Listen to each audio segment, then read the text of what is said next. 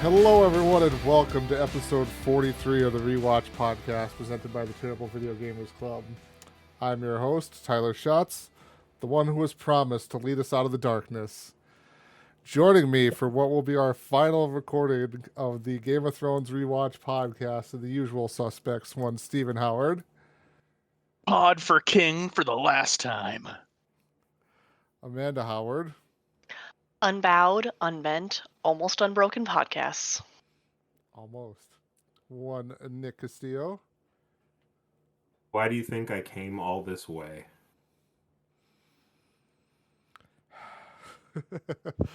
Deep sigh. And last, but certainly never ever least, Gary the Lady. Trying to figure out what I'm going to use all these signs for, and all I can figure is I need to use them for my daily work tier meetings of, you're overthinking this, wrap it up, poor writing, be better, you said duty, Steven's big words, we need a hero, that's what she said, and boo history. Boo history's upside down. I so want to hear a story of you using boo history during a work meeting. We never ever turn on cameras. So I would have to do it while somebody else is talking during their meeting. Yeah. Just make like a sticker What do you over mean? it and just send it to us in the group chat. Then we'll know. Honestly, Progress I could update. just do it quickly, like do a screen cap and then be done. Yep. Anyway, So, what has taken quite a while for us to get here, although you listening will not really notice if you're listening to this in rapid succession. Some of us have been out of the country. Some of us have left the state multiple times. Some of us have gotten sick. Other ones have gotten sick. Gary continues to just be Gary in real life here. It's a weird I thing. am I don't perfect. even know how to explain it. I cannot be sick. No one ever invites me to go places, so I'm always around. That happens when you're patient zero. You don't get the symptoms. I don't it's think that's how Gary's that fault. works. No, Steven. This is fine. It's Gary's fault. Okay.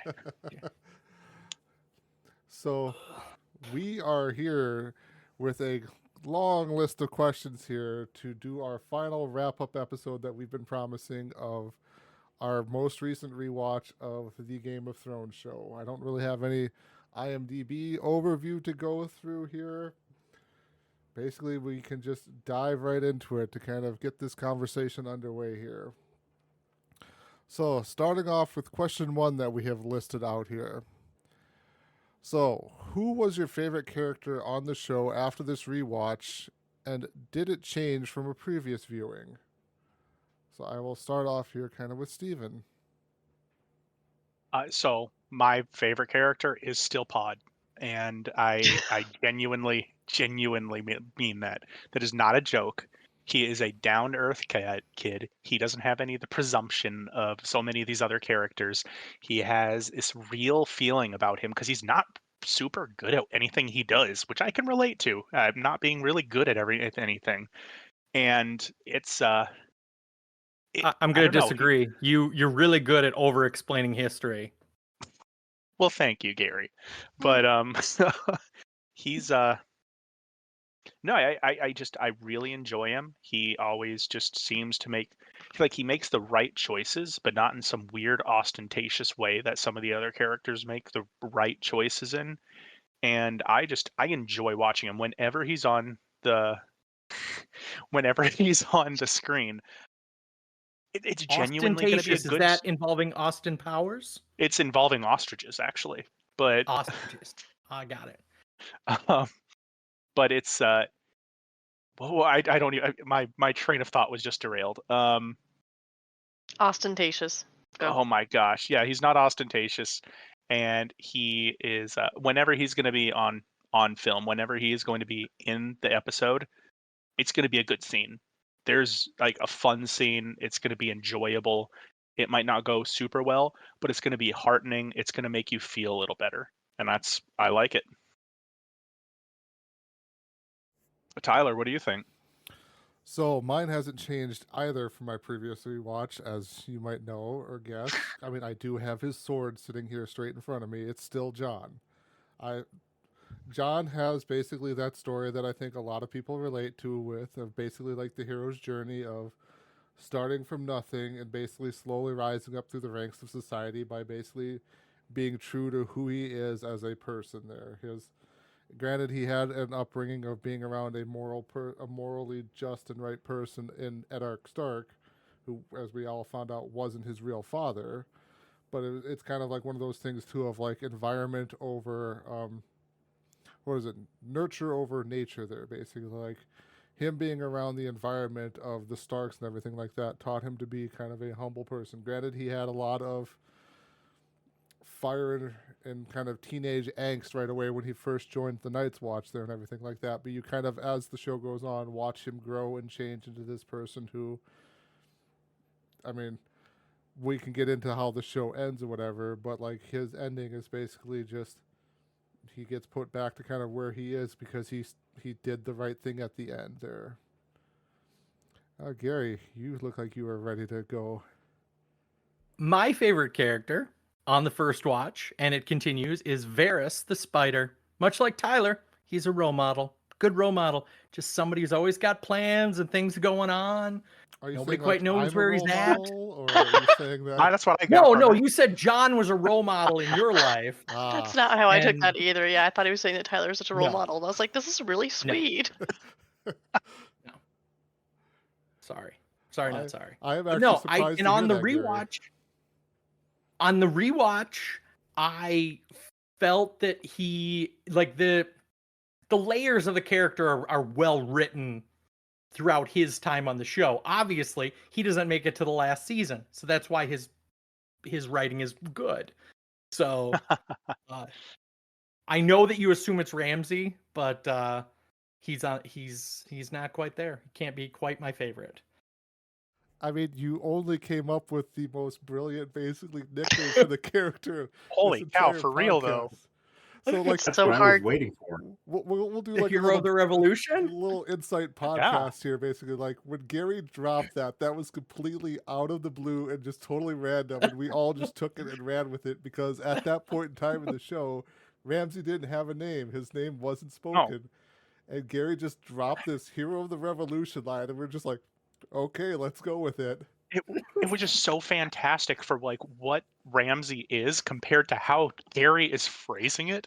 And it Gary was the would say it perfect every time. Garyism. It's the perfect Garyism. Yeah. Okay, Even when I but was writing it's- my notes for this episode, sorry, Gary, every time I was writing my notes and I wrote down Ramsay at one point, I could hear Gary pop in, oh, you mean the hero of the revolution? I feel like that's a joke that only really lands on a rewatch. If you're watching it the That's first true. time, when you get to that point, you're like, oh, well, maybe he's trying to help Theon Greyjoy. Like, who is this guy? We haven't met him yet. And that's how it ends an episode. And then the next episode, you're like, maybe he's not. And then it just like, it's like an effing roller coaster. Like, you get to the top and you're like, oh my gosh, he's the hero. He's going to save everybody. Not really. You're going to die. Anyway, that's how I feel on a roller coaster, is I immediately feel like I'm going to die. Those hardcore fans, like and comment hashtag Gary Hero of the Revolution below, and Tyler will pick one at random and give a prize. Yeah, no. No. Let's not put that hope out there. Anyway, that is all I had. Who have we gone to so far? I've already forgotten. Only Nick and Amanda. Nick. You get to go next. I don't want to agree with Tyler on principle. I usually try to avoid that. But I would have to agree with him. My favorite character is also John, and that hasn't changed. I will admit it's lessened a little bit as my favorite character. I think that like everything Tyler mentioned is spot on. I was also looking up the hero's journey from the abyss with literal death and then the return, and he ends up pretty much exactly where he was meant to be, where he goes back to the north, the true north. But it's lessened a little bit. I think on the first rewatch, it's probably seen as more heroism, whereas on a rewatch and really delving into some of the topics we talked about in these other episodes, there's more context that watching all the way through rather than week to week and losing some of those nuance, you kind of think, oh, well, John's going to save the day. And then the next episode ends the way it does. You're like, oh, John saved the day. And on the rewatch, you're like, I mean, yeah, he was there, but and so it's lessened a little bit. But of all the characters, I think John is still the one that I relate to the most. I feel like, and I think is still my favorite character. Your rebuttals and the wings.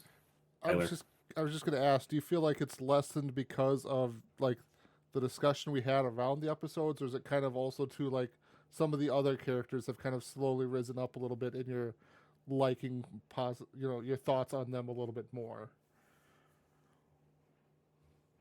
Maybe a little bit of both. I don't think it's a particular character has risen up to rival him. It's just he's brought down a little bit more to the reality that no one in this show, even John, I'll admit, has like the perfect story, either with the writing or because of like how the actions they've made. Like we talked several times about, yes, John maybe is seen as one of the more heroic characters because of his actions, but that's not necessarily because he's, you know,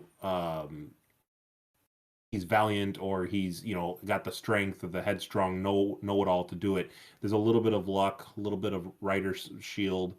There's a little bit of, Deus Ex Machina that kind of comes out of nowhere in some episodes.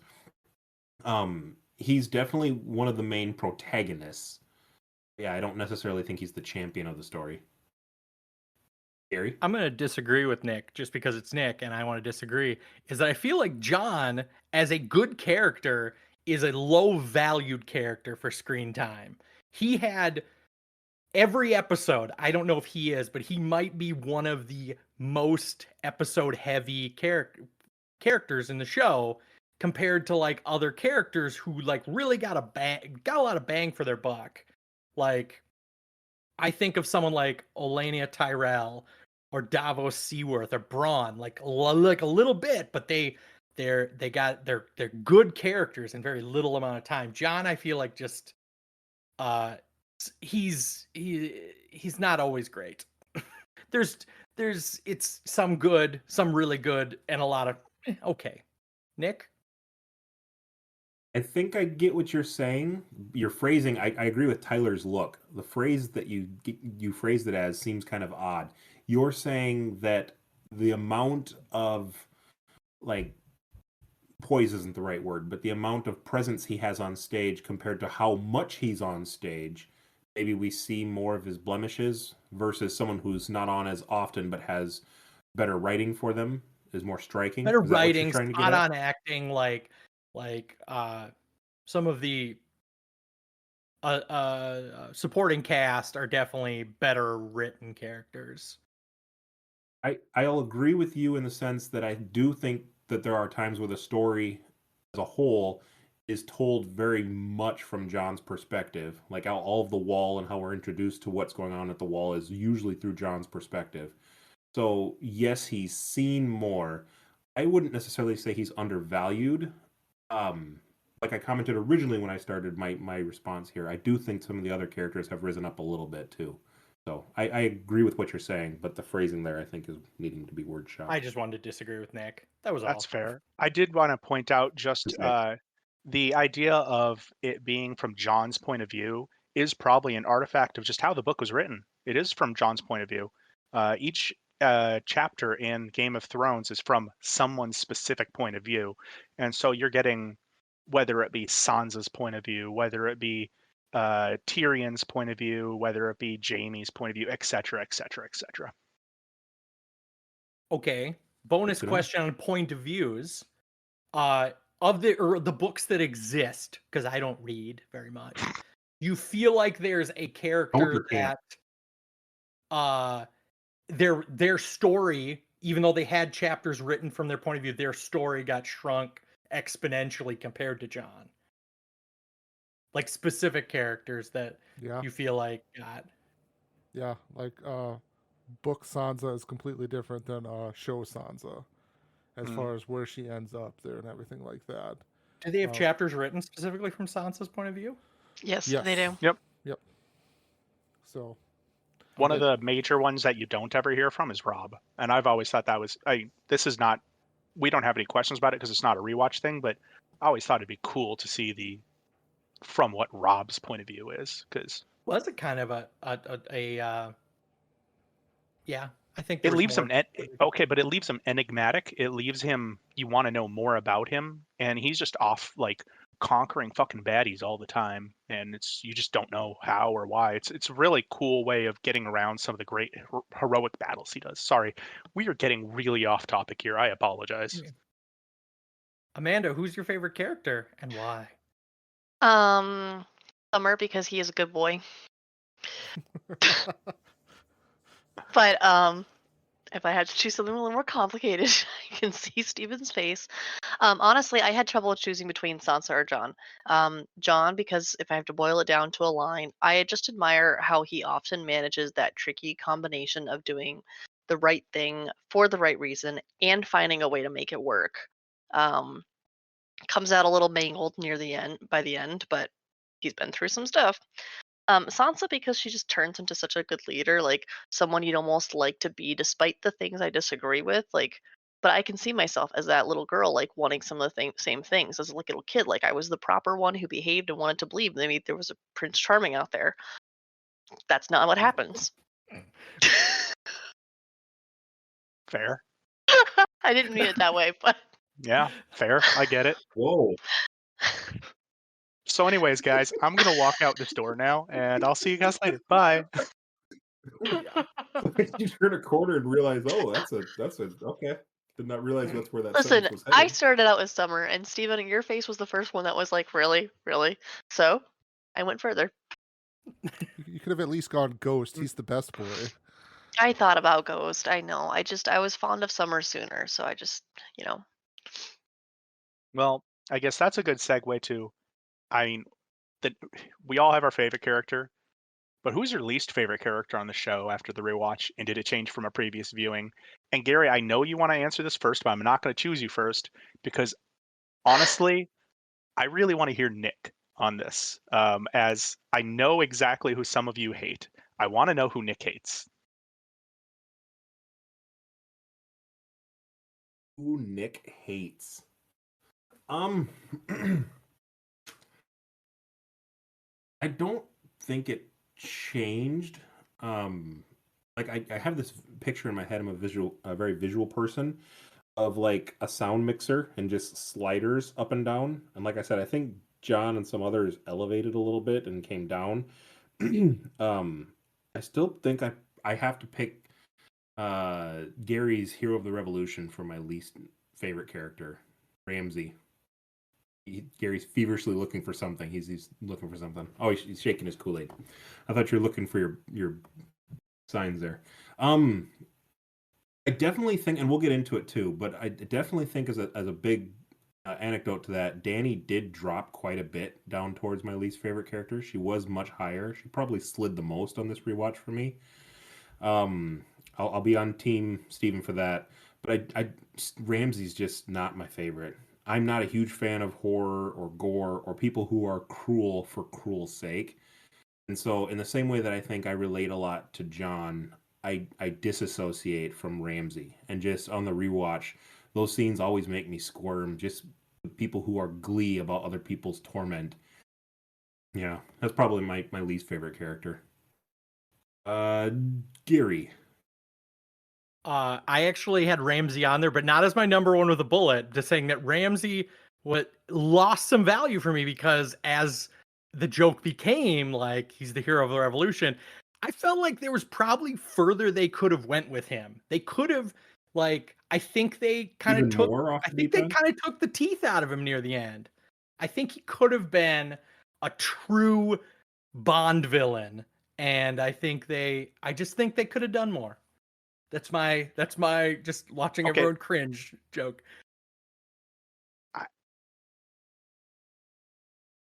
Steven, I gotta jump in really quick. I gotta jump in and just because you threw out Bond villain, I know that you do know a lot more about Bond than I do, Gary. So I'll give you that. However, I see Bond villains as like poised, panache, like, haha, evil, but in such a subtle way. There's nothing subtle about Ramsay.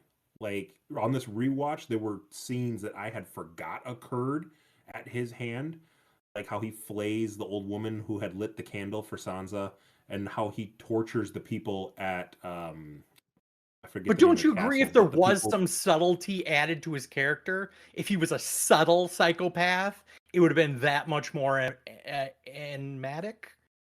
When he Enigmatic. like flipped the yes. Subtlety does go hand in hand with an enigma, but I don't know. The people who are evil without fear of repercussion is more dangerous in my mind. Someone who knows there are consequences for their actions might be more enigmatic and secretive about it. But the people who are going to be terrifying and still know that they can get away with it because he ends up being Lord Bolton, I think are much more terrifying because it's like nobody's going to hold him accountable until finally you have to declare war and the Battle of the Battle of the Bastards occurs. But Okay, my 2 cents Steven, back to what it. do you think But- about Ramsay? Yeah, I was gonna say Yeah, give it to Steven. I definitely disagree with you, Nick, on this one. I think that Ramsay was actually fairly, like what you say, enigmatic and subtle in how he went about his business. He was absolutely brutal. He was manipulating. He was a horrible human being in every sense of the word, and I understand why you hate him. But that being said, he was also clever. He was conniving. I mean, the entire torture scene with what's his name? I almost called him Reek. Theon? Ian Greyjoy? Yeah, Theon was just that was mind blowing to watch. Unfortunately, how you can see the fear when his father has a son, a legitimate son, leading him to one of the more legitimately a heart-rending scene for me, and just a brutal scene. Mm-hmm.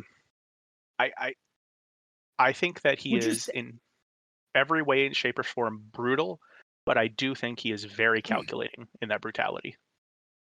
I was half joking about him being anyway. Do you feel like he actually takes the spotlight of the most like brutal, like edge of your seat moments? Because there's a lot of murder in this show, but his cruelty and brutality are usually like much more extended scenes of like torture and all that. I think like that's an It's Steven? it's him and it's Cersei, tied 1-1 for me. Cersei's up there. Anyway. Joffrey has some moments, but like Joffrey is almost like a young Ramsay. Like Ramsay's doing it and gleeful about it. In the scenes where Joffrey is kind of like torturing people, or like he shoots the crossbow at Rose. What's her name? She's dead. Ross? Roz. Thank you. It's like he's experimenting. He really doesn't know like, oh, this is going to be bad.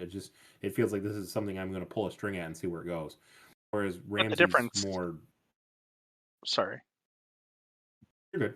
That's was really just- all I had. It's just The difference there is I though agree. that I think Ramsay's smart and Joffrey is anything but. Like, true. No, you said calculating and like clever. Absolutely, I think that Ramsay is those things. Is he enigmatic though? That was the word that Gary had thrown out. I don't know if it's that, but he's very calculating. Yes. Anyway, Tyler. getting back on the rails, my least favorite character is Sansa, and continued to be Sansa because she was poorly written. Like she was supposed to be innocent in the beginning, and then she was supposed to be this like badass hardened woman, and I didn't buy it. Terrible character. Tyler. whoa! We're just gonna skip that real quick. Well, I realized I Yeah, extended I'm out going to add my. into that pile Agreed. here shortly. So hold on. Oh, okay. Yes. Okay. Good. Okay. Good. So good. on my initial rewatch, obviously my least favorite characters were the ones everyone's supposed to dislike: Joffrey, Cersei, Ramsay. I had one other one there too. I will Pod? kind of add here. Did you just say pod? He's a horrible human being. You just don't listen to him. He's a Yeah, horrible human I should being. I should just mute him for the rest of the episode. Yeah. Oh, Gary's been booted from the party. What's up with that? Um, this kind of rewatch made me kind of think about, like, again, in that kind of same vein as Gary, maybe a different boat though as Gary, but we're in the same river at least, of disliking of Sansa and who's the other one here? Like, I know definitely like the dislike of, well, no, I think it was kind of just Sansa there, and just kind of as what we've talked about here from some of the previous episodes here, of like towards the end, especially when I said there like that last episode of like how her becoming queen is just, it just felt weird, like to just jump cut. She's now the queen of the North and making all these decisions and stuff. And I think it just comes from a place of like, again, with the show, there wasn't as much time spent on her kind of putting that knowledge into play that she learned from, you know, Littlefinger, Cersei, even Ramsay too, of like how to be a ruler, leader, and like wield power and everything like that. Whereas just like she's now head of the North, she's now making the decisions that we're now an independent North, and now she's queen. It's just like, had there been more time, I think, put into her character and stuff like that, because it kind of came off there towards some of those later seasons where she just whined and complained, like I've mentioned. She just said, John, you shouldn't be doing this. And John's like, okay, what do you want me to do? And Sansa's like, I don't know, but you shouldn't be doing this and stuff. So she was always like she was always saying there was something wrong, but she never had a solution to it, which, I mean, you don't have to have a solution to every problem here, but it just felt like like this time rewatching and stuff like that more and more, just like she's just kind of complaining just to complain sometimes, it feels like.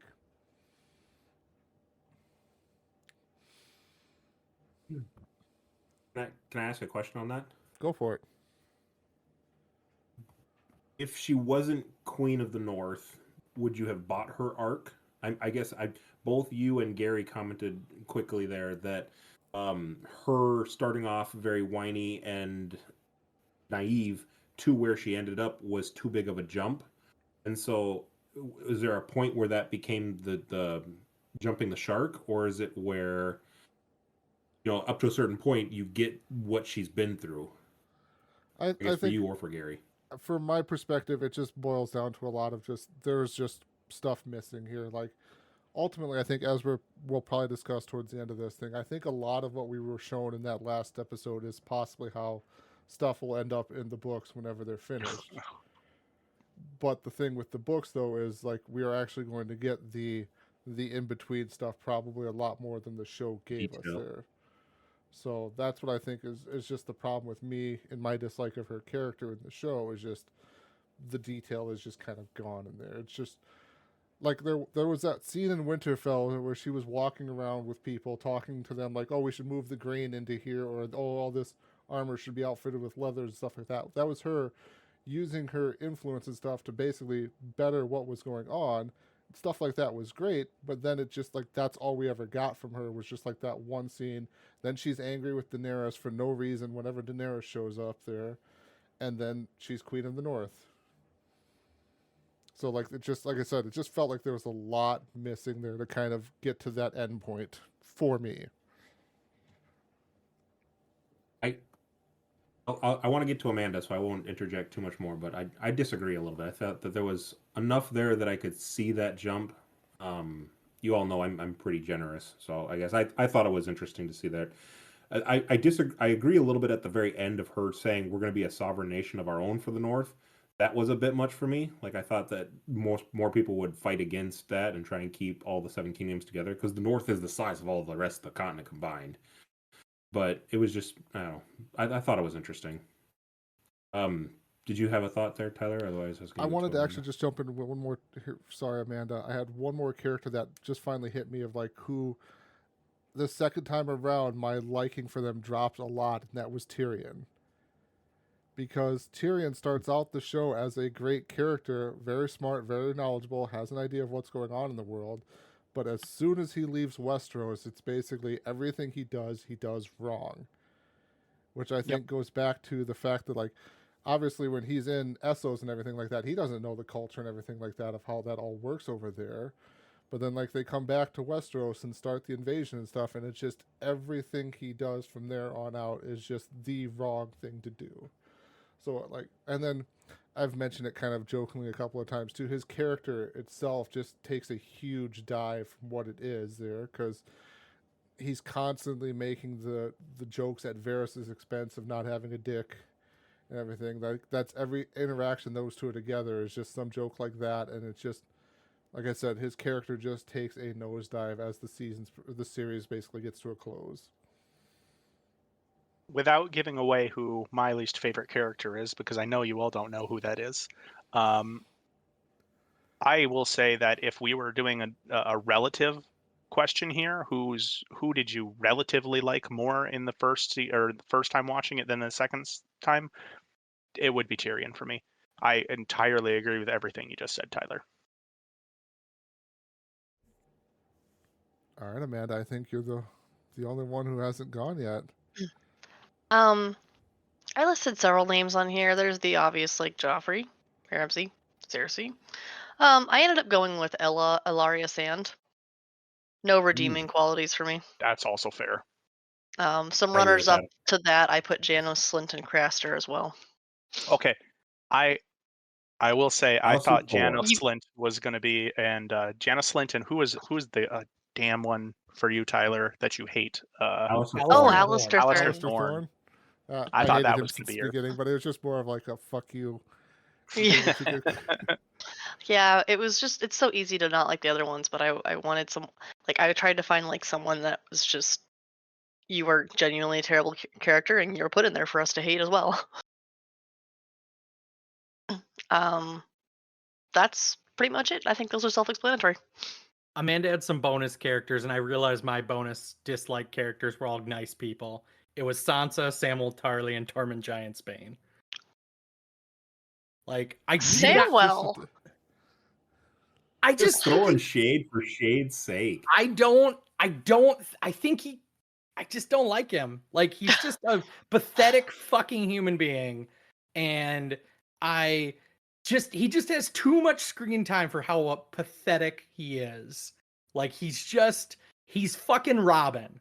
He's like way too much screen time when you really want to see John fucking Batman. Instead, you get like 10 minutes of fucking Samwell Tarly wandering around and talking about shit. Oh my god.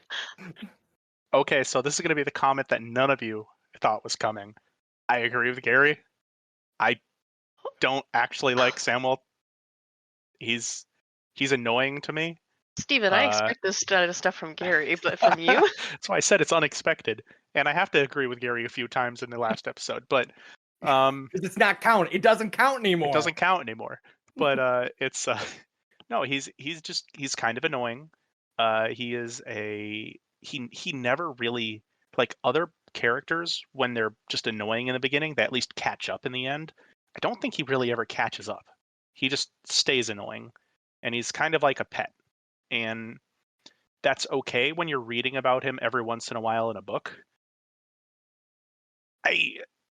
As a main character, he's annoying to watch, and he's a little bit of a know-it-all, and I don't enjoy him. Nick? I accept the response. I don't agree with it. But he does have some redeeming quality. He saves Jorah, who makes, some benefit in the final battle of Winterfell. He's the one who discovers the dragon glass to be able to save the folks in the Battle of Winterfell. You could write either Yes. of those characters Yes. out, and the Long Night would still exist. Just eliminate So, both those characters. My issue there is that and I bet you this happens in the books, it sounds like those were written to combine multiple intelligent people into one person so that they didn't have to introduce multiple characters in later seasons. It doesn't seem like he is the character to me that discovers all of that. And that is another part of my issue is he also seems like a conglomeration character, a stand-in for multiple characters, just trying to do a lot of work. In the books, are they not to the point where he gets grayscale yet? I don't think he saved him from grayscale. Well, but he went on that journey, maybe. Jorah doesn't get grayscale in the books. It's actually a completely different character. Mm-hmm. Okay. So obviously, I don't like simultaneity. Did anyone else cringe on Tormund Giantsbane, who's just like a running like bro joke He just of turns into like I turns Fair. into kind of a joke somewhat at the end. I will agree Yes. with that. that one I can get on board with. When he's first introduced with John up in the north and the other wildlings, he's like a feared fighter to be worrisome. Right. And at the end, he's just throwing out one-liners. That one I Mhm. can get on board with. but your boys simultaneity. Anyway, sorry. Now we can go to Steven and Steven's favorite / least favorite character. Well, I guess I don't know how we want to do this. I don't know who has questions 3. But I have question 3. I don't know if you just want to introduce this and then I can just riff So, off of this, combining 2 answers. Steven, speaking of least favorite character, Danny, we've discussed throughout the podcast some of the early warning signs of her ultimate twist at the end. Now that we've talked about these further, do you think the signs were there of how she'd end up? Steven. So, obviously, my least favorite character is Danny. That did not change. I lobbied hard and I lobbied long. I voted On early the and voted initial often. watch, like before for- you even watched it, you didn't like Danny. Like it just grew. You I- exponentially disliked Danny. I disliked her more. I mean, Scale I 1 to was 10. so- How much did you dislike her before in season So- 1? it's kind of several layers. It's one of them was the hero veneration of Danny that was going on for a good long time, and that is something that just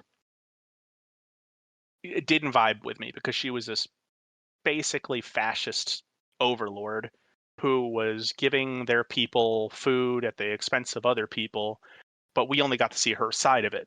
Like as we talked about, you're seeing their side of things. And it was genuine. I saw her as evil, and everyone was like, "Oh, she's so cool! I'd love to see her." Daenerys is actually one of the top names now for kids born in that time. Yeah. Gary had a facial reaction there, and you should have a facial Sorry, reaction. I was muted, but yeah, I cannot believe. I could believe John would go up. I could believe maybe Varys or Tormund. Mm-hmm. Like, I was confused But- by Khaleesi being also a name. Yep. That's a title. So okay, those were so like, Khaleesi is a name for a specific made-up language. So yes, it's not. Is it actually in a real? It's a title, Gary. It's not a name or anything like that. It's a title But of. it's a title in a made-up language, so it's not like you picked a name that means something in Spanish or German or French. It's just a made-up word in a made-up language. it's like So Klingon. it's not as bad as like naming your kids chlamydia. So Fair. And But Gary that goes being said, there. so that's one level. It's just the hero veneration that she had. Then she's genuinely, I pointed out multiple times how she does just hateful things. Like she starts out in the first 2 seasons maybe being okay-ish, but then she becomes hateful. And that is when I really I can't get on her level. And during this last rewatch, what I will say is that you guys helped me contextualize her in the I guess the expanse of the TV show. They needed to go somewhere with her. They didn't go as fast as they wanted to at first, so they had to rush slightly to the end, which gives the viewer that little bit of a jump towards, well, she's just kind of sort of Hitler to no, she's straight up definitely Hitler. And I understand that's not entirely the character's fault, it's the show writer's fault for not doing it correctly. That doesn't mean she wasn't Hitler, and doesn't mean I still don't like her. And I do believe that I'm going to stay that I saw all these signs when I was watching at first, which is why I didn't like her. I guess the first 2 seasons, no, I didn't see the signs, but probably after that, yes. So, Gary. I just had a quick question: is that did you dislike her in the book? Because the book would be a different iteration. And then we go to Amanda. I'm sorry. That was my quick question. I was trying to write things. I'm not mad at you, Gary. I'm mad that Steven would always pick you over me. I mean, I'm mad at you, sorta. Gary. It didn't. I guess it wasn't as explicit to me in the books for And this. we haven't also, gotten to that like complete. We haven't gotten to the really dark ages probably in the well, book. we're a little bit in there, but yeah, like it's with the problem with the books is like the books versus the show is, I think we've talked about this too, is Danny is somewhat of a combination of her character in the book and this other, the fake Aegon Targaryen character in the book there as well. They're like, they kind of have this journey that they kind of just mashed together in the show because the show didn't plan far enough ahead there with everything. Again, I'm mhm. Okay. jumping ship there, but That's all I had.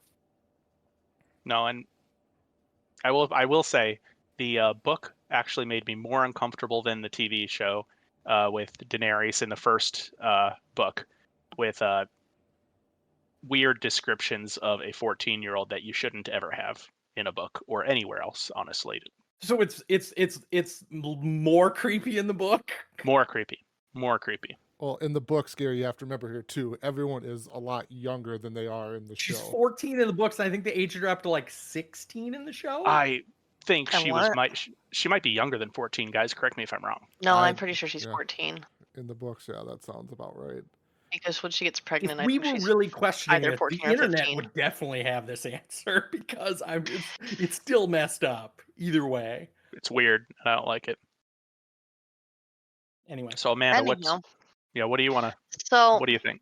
I just wanted to jump in here after Steven just because I watched the show with Steven and I did like Daenerys a lot, and I would argue with him and get mad at him and tell him that he was being biased, that he just didn't like her because everybody else liked her, which is definitely a thing that he's been known to do on occasion. But watching this for a rewatch, honestly, with Steven made me aware of how many signs there were because every single time one came up, I would see it and be like, oh, God, there's another one. Is he going to say something? Of course he's going to say something, or he's going to give me a look, or he's going to write it down for the podcast. I'm still resentful of it, honestly, because I think that I like most of the people in the show that would follow her, I saw the queen I wanted to see instead of the queen that actually existed.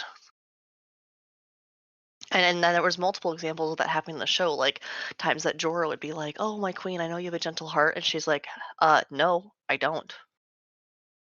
Like she would tell us, My queen, and we you were have a like, gentle "No, heart. yeah, Let we're them like." eat cake.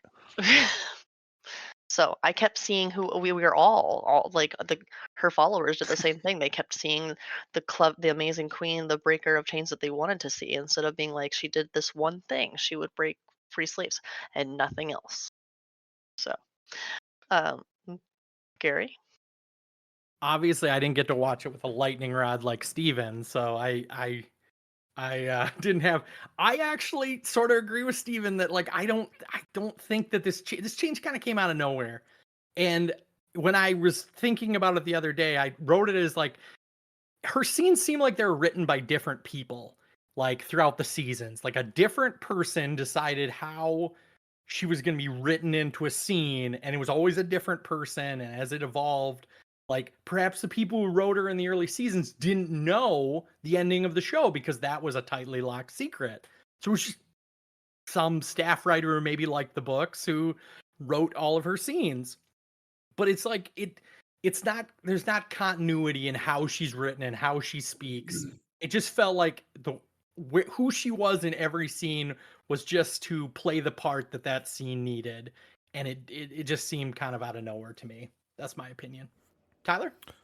So I will state on my first rewatch, I was kind of probably with everyone else, not Steven, that like, they're portraying her as like this heroic person, stuff like that, going to liberate the slaves and stuff like that. And we talked about that multiple times here and everything like that.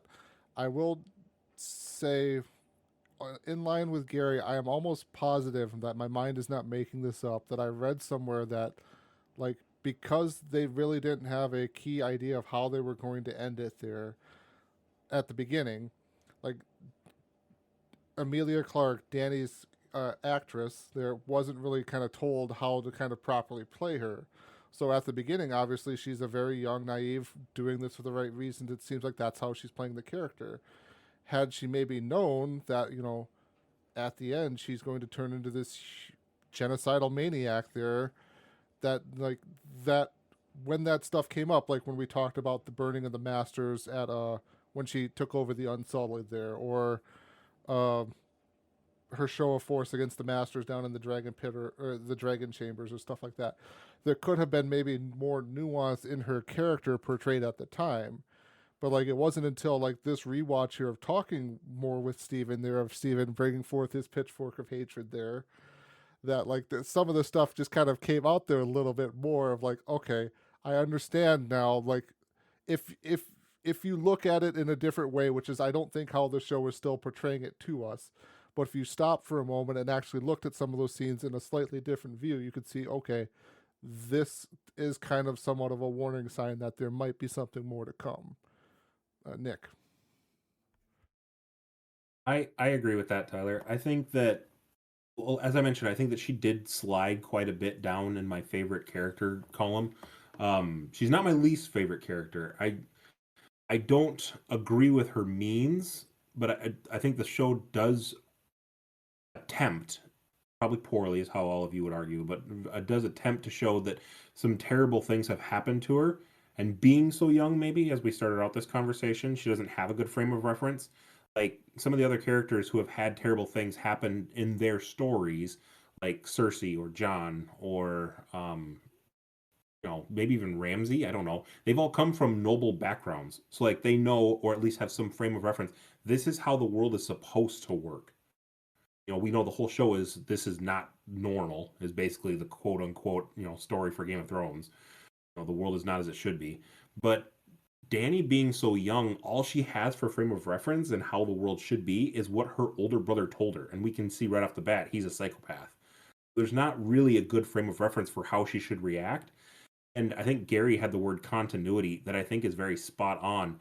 That you mentioned, Tyler, Tyrion makes all the wrong choices, but he has the intent of trying to pick the right one.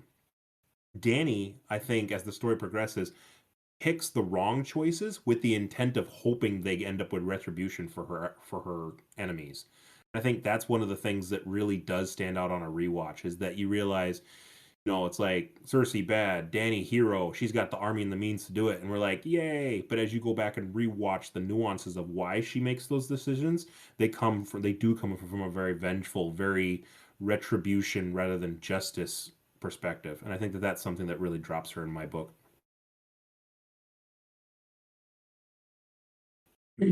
All right. Well, unless anyone has anything else to add to that one, I think I'm up next. He said with a question mark, because he's old and doesn't know what's going on. What was one character arc or story hook you wish could have been more fleshed out? And just for the sake of the question, too, maybe instead of saying all of the back half of the entire show there, let's narrow it down to like one specific thing here. Gary. I don't know what you're talking about. I thought that show ended exactly as it was meant to. Tyler, I hate that you took my talking line there. Gary, give us something intelligent.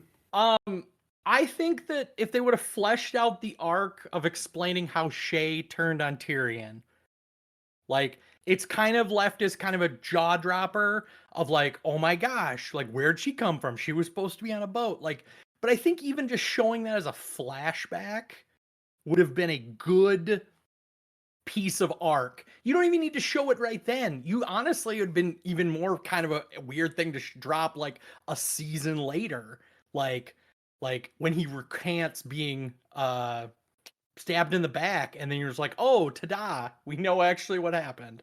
But yeah, I just really it never made sense to me, and I think it could have been an interesting story to see. Steven? This is kind of an appeal to authority here, so I apologize about that, but it doesn't explain it in the book either.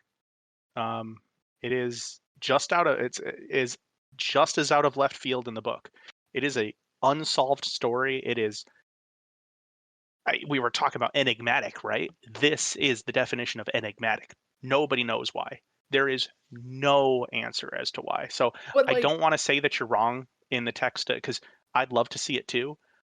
But from the source material, doesn't I don't exist. even want to see like a Danny like build up to seeing something wrong. I would have accepted it completely as a flashback. Like, okay, you got your shock value now. Like, what really happened? Like, because that's probably a really interesting character story. Nick, I agree with you. I would say this is something that I probably agree with you the most on from what we've talked about this evening. Um, you to clarify, you're saying like the fact that she apparently turned on him and how their story arc ended. Is that what you're going for, Gary? the last we knew before that point was that Bronn had put her on a ship to sail Yes. across the sea, and then you see her show up in the court, and like it didn't explain, like, did she leave the port? Did they like capture the ship? Did she like had she already turned her back on him already because he had kind of been a dick, like in For very me, recent memory. the whole context for me is not so much like did she go on a boat, did she leave. The thing that I agree with, that's the flip, is that not only does she turn vindictive on Tyrion, I'm trying to remember this part in the story. It's because like now he's married to Sansa, and like he wants to get rid of her because he's like now with Sansa, and Shay is questioning if he's actually sleeping with Sansa, and like he's with her, and he says no, I'm not with her, I only care for you, but I can't have you around because it's dangerous for you, because Cersei was prying. And so he tries to get her out to save her, but she's like concerned or suspicious that he has ulterior motives. To me, that does seem a little bit like, okay, maybe she like goes deep off the crazy end and comes back thinking that it's not good for her. But for me, the big flip is when Tyrion comes in and sees that she's with Tywin. Like she has completely not only betrayed him in a sense, but has gone full on to like, sleeping, either vindictively sleeping with his dad, or like is just on to another lover in general, and it's nothing, which might be even more hurtful. That's the flip that I think comes out of nowhere. I feel like if you would have some backstory, that would have felt a little more earned. And that would have been a perfectly good time to do a flashback. But yeah, it's just kind of out of nowhere between like feeling hurt by an old flame and just like straight up trying to murder one another. Like, so it just escalated quickly. Tyler? Did did you have a point that you wanted to make, Nick, or? I was saving mine. I was just Okay. jumping on what Gary and Steve were saying to you.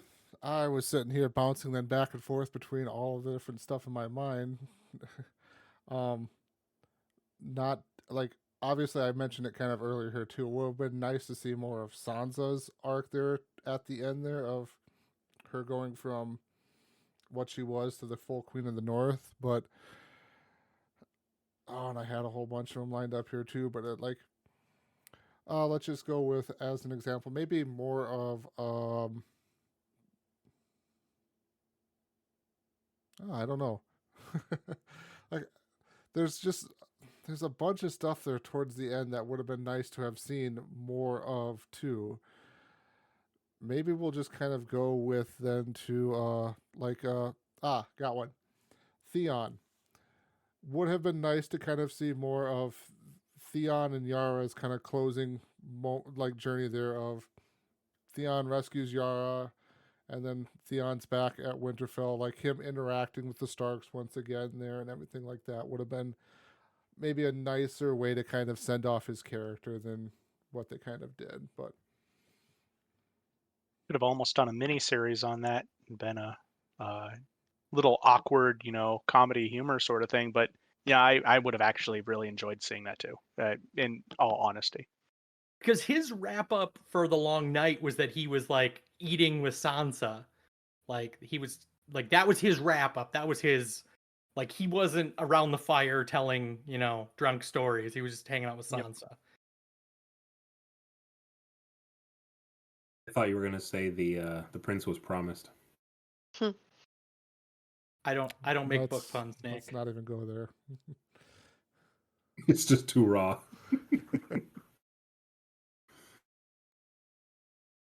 Hey man, we're all friends here. Come on. Amanda, you go. I want to do mine last. I don't know if this is more like stuff we didn't know anything about, but one I would have liked to see the Lady Stoneheart plot at all included or fleshed out because I feel like they hinted at that a few times, but they didn't include anything. I Yeah. know I was reading into it too since I knew it existed in the books, but the other thing is I would like to know what the heck Rickon was doing the whole time. Okay, who's Rickon, and can you explain the Lady Stoneheart? He's the One Direction Okay. fan. Rickon is the tiniest Stark, the one that was with Shaggy Dog. He didn't He zigzag gets when shot by the Ramsay was hero. shooting at him. Yeah. He gets shot Yeah, by the he hero. didn't Okay. zigzag. He so basically he was hanging out with some other family of the North. Like, I don't think I'd want to see that because I'm sure he's just a spoiled. He's just a spoiled, entitled Stark. Because Like I'm that. sure, like this show, I'm sure he was just chilling somewhere and nothing crazy was happening. That's happened a lot Certainly. to characters on this Out show. Curiosity, was that a consistent child actor, or did that one change? It looked Because I know looked think like so. him. It looked really much like him Yeah. if it wasn't. Common changed, so I was curious if that one stayed consistent. I don't know. It did. I guess I just assumed. That's a good question, Gary. Lady Stoneheart Common died was twice. in the book. Catelyn Stark was resurrected by Beric Dondarrion, but wasn't exactly peak herself because they cut her throat pretty deep, so she couldn't really talk, and she was a bitter, twisted, wanting revenge, kind of gone evil down the dark side. Was she with the Brotherhood Without Banners, or was she? Yes, she Okay. was. She was kind of in charge of them, honestly. Didn't Beric Dondarrion basically give his life or his Yeah, revive? yeah. And And so that would have changed the story later on in the show too. I'm kind of curious how that, but Mhm. so that's not really necessarily a character being more fleshed out since technically, I mean, she was dead, but that was always one. Well, Who's next, Steven? so I guess mine, I came up with two really. I guess the major one for me is Barristan Selmy. I'd really like to see Ooh. more about his character. He was genuinely a compelling character, and I would love to see more about him. Good one, Steven. But then Okay. Is that second the one? who's that? Who's that? Is that the guy who is Sorry, God, Steven. Gary doesn't I do am names. pretty He does sure nicknames that only. hold on. I'm pretty Titles. sure Yeah. that Say, before say Barristan Selmy in a really jacked up way, and he'll get it. so I'm pretty sure that before we even started recording, Gary was the one that told us he was doing homework on this yesterday. So I just want to point You're that gonna out. really disappointed Okay. my homework. I was just like looking at IMDb at like actors' faces There- to like try to see if it would inspire something. Anyway, Oh, is he- Barristan Selmy is the knight who accompanies or goes to Daenerys in the what is it? The city of I can't remember right now. he joins her. He stabs like a scorpion assassin thingy. Yeah. Oh. Then he dies in an Like ambush with acid for at that time or something. Yeah, I think so. Oh, do the what's early funny? I actually have him on my Okay. list of people. Else. Sorry. What do you have him listed as if you don't know his name? Oh, I had him as one character to save. Oh, okay. Oh, Put it there on. you go. I just feel like for Gary, every character's name is a game of like describe this character without using their name in a title. There you go. Okay, how many times like Barristan Selmy is somebody who's like a pretty heavy character in early seasons, disappears, and then is in like a couple episodes with Daenerys? Like he's He's Sorta. in quite a few, I think, up until the later seasons. He's a fairly he's a B-list actor, I guess is how you would describe him. But what I will say is my second character that I'd love to see fleshed out, and you will all be surprised about this, is Pod. I want to see more about Pod. That doesn't surprise Right? me. Right? Everyone's still surprised. Guys, you should see their faces right now. They're surprised. All right, Nick. I'm surprised. You surprised? We saved you for the last. What is it? My character or story arc that I would like to see fleshed out more is Jaqen Hagar in The Faceless Men. Oh, good one. Very good one. I feel like there's a whole like half a season there of Arya trying to figure out what she's going to do with her life, And Jaqen is sort of this mysterious, almost like demigod under the faceless men, because he's got mad skills of his own. He never yells, he never outright threatens anything, but he can make Arya blind just from speaking to her. And it's this weird, like, I'm going to take your eyes to show you how serious we are about all this. And then she just comes back and says her name and says, I'm going to go home. And he's like, all right, peace out, see ya. And there's like no repercussion. He's not mentioned later. The faceless men don't find retribution to come after her, even though the waif seems like she is the assassin who's going to do anything to keep the secret society, a lethal, as lethal as possible. And so I don't know. It seems like there's this moment where Gary will appreciate this Return of the Jedi reference, where like now Arya has destroyed the waif and can take her rightful place as Jaqen's side person, right? Take your father's place at my side. We'll rule the galaxy. And she says, no, I'll never join you. And very unlike Palpatine, Jaqen's just like, all right, see ya. Like, Nick, there was I feel always like one if Sith Lord and one apprentice. Just don't quote Star Wars if you're going to do it poorly. That's my point. It's so unlike the scene, because you would think that he would do anything to now keep his new perceived apprentice as the next in line after him for the Faceless Men, and instead it just ends.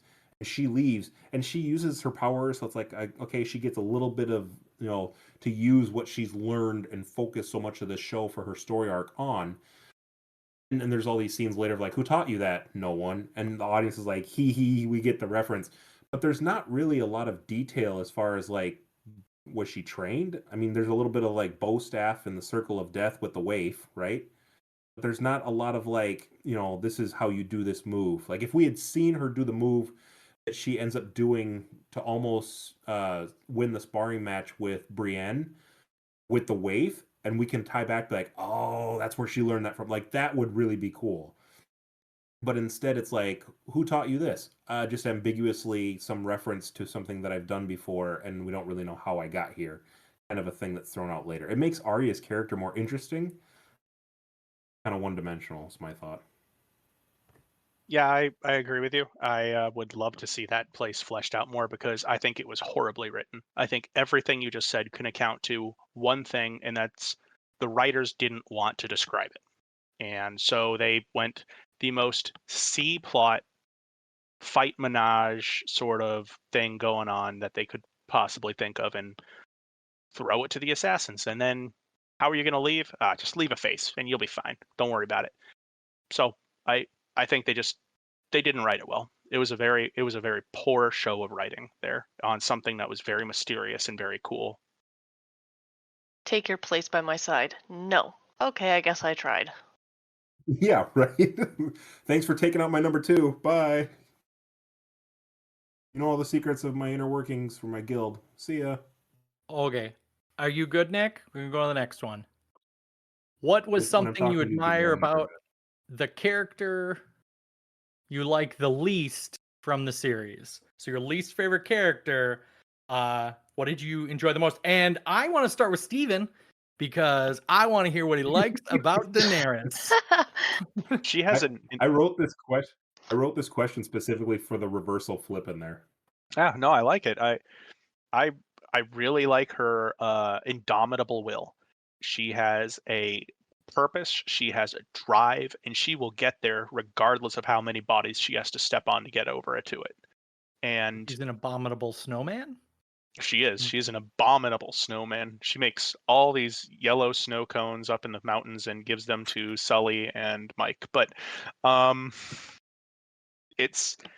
she overcomes every obstacle, and and it is a backhanded compliment, I will say that right away, but she will walk over the bodies of children to get to the door that she needs to open. And she's fine with it. 100% fine, because Destiny's on her side, and she knows Destiny's on her side. Okay. Nick, your question, so I'll let you go second. Yay. I picked Ramsay as my least favorite character. I do think he's calculating. I think the word shopping in the original question when we talked about him, I don't think he's very secretive. I think when he has a plan, it comes together very obvious very brutal, and you see we as the omniscient Omnipotent. audience. Well, not omnipotent. Omnipotent is all powerful. Omniscient, we see it coming. We know what's going to happen. I see what you're Schooled. saying. Sorry. Schooled. Um, well, like with the scene, like you mentioned, Stephen, where he's gonna feed his baby brother and mother-in-law to the dogs.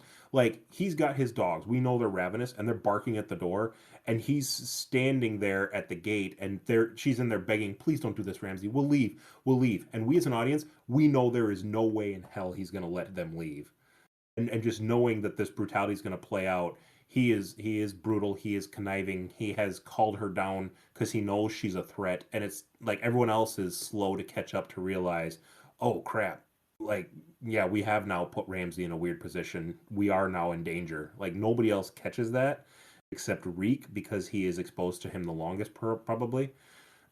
I think that Ramsay is calculating, he is extremely smart, which makes to me his brutality all the more dangerous, because he does have a plan.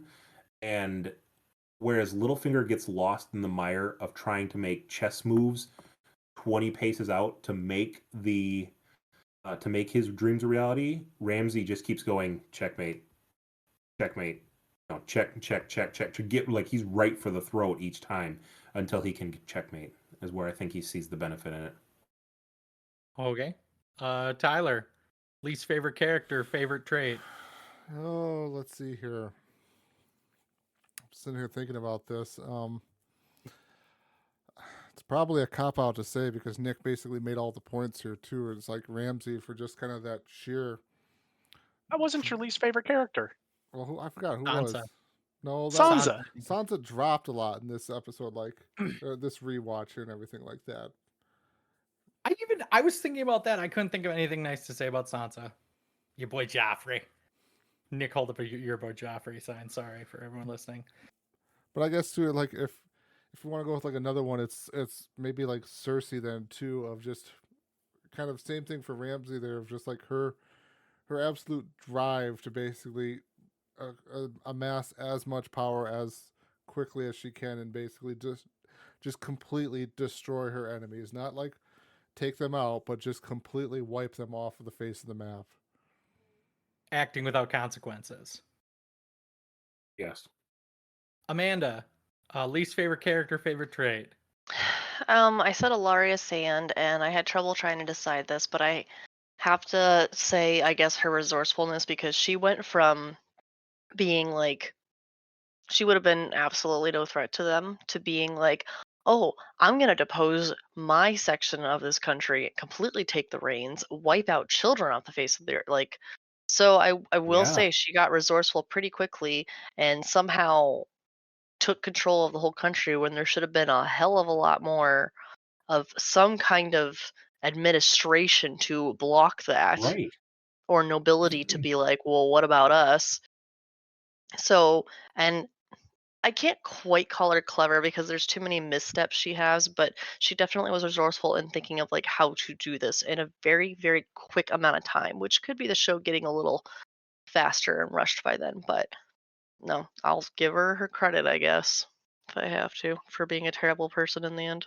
Amanda, she's also a family person. She cares about those family values. So is Cersei, Stephen. What do you want from me? Game of Thrones, family values. Oh no. Okay, I'll wrap it up with least favorite character. I think I said like Tormund Giantsbane. He has a great beard. Sansa, not in the beginning or the end, but in the middle, she gets some good conniving, like backhanded politics sort of moments. Are you saying you admire her backhanded politics? I enjoy backhanded politics. I feel like she what would have been good character plot for any other character she got, like you could have given that to like Littlefinger, like because she turned when specifically I guess when she turned her back on Littlefinger, like that was a good compelling television, like, but that was it anyway. All right. Next? So, most of the characters in the show disliked one another. In your opinion, Who had the best rivalry and why? Steven, you're already shaking your head like you've got an answer to this. I do have an answer for this, and that took me a really long time to think about it because there are, as you say, so many characters that don't like each other, and most of them die. So you don't really have a rivalry per se between them. You have a sword.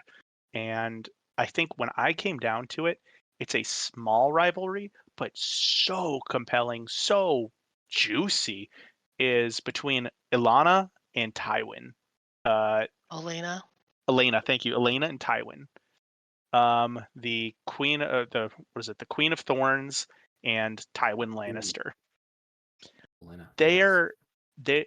It is not a outspoken rivalry, but they are competing the entire time they are near each other, and they are competing in this such high functioning intellectual way that you are just sitting there going, "Oh my God, more of this, please!" That is easily my They're favorite fighting for rivalry. the longevity of their house.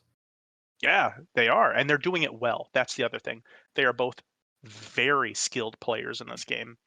And so to see two chess masters play each other at the same time is different than watching anything else. That's So a good one, Steven. I'm gonna give That's a everyone really else a good little one. time to think here because I want to drop the rival. Nope, I'm gonna jump in front of you, Gary. The rivalry we were introduced to way back in season 1 that I thought was the best at that time, Varys and Littlefinger. Uh, Their that's rivalry good. over what's going on in the capital and everything, who knows what and everything like that is absolutely superb. There, we get some great quotes from them. You know, we get Littlefinger's famous "Chaos is a ladder" monologue there, and you just kind of feel like you've learned a little bit more, and you're like, you know, right away it's kind of like both of these guys seem kind of bad. I don't really want either one of them to win, but it's still just kind of great listening to them just sit in the throne room and talk to one another. I'd also say that one of the amazing things between them is when you're first introduced to them, you just you're still in that dichotomy of Stark's good, everyone else that's bad is bad. And so it takes you a second to go, these guys are not on the same side. And that is when that come to that conclusion that there are so many shades of gray here, and they are particularly poignant shades of gray. It's just amazing to watch. So I So agree with you. in the initial looking at those two, you assume that they're both Lannister men. Like they're very much. Something like that, yeah. I really do. Absolutely. Even reading the books, I was sitting there like you just assume that they're all bad and they're all on the same side, and that is not the case. There's a lot of different sides here. Yeah, fantastic call out, Tyler. Mm-hmm. I also an early season rivalry is Maester Pycelle and Tyrion, because Tyrion what it offered Cersei's daughter to 3 different noblemen and figured out who sold him out, and it was Maester or Maester Pycelle, and he like throws him in the dungeon like, and it's just such a good rivalry. But I think on a rewatch you catch that in later seasons, like he's really smirking and scheming when Tyrion kind of gets his comeuppance. So that's a good rivalry.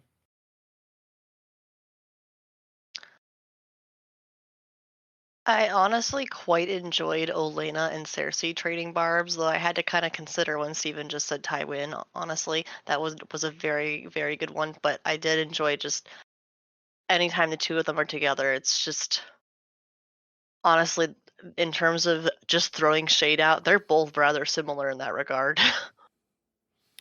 Part of me wonders if you're the worst person I've ever met or not.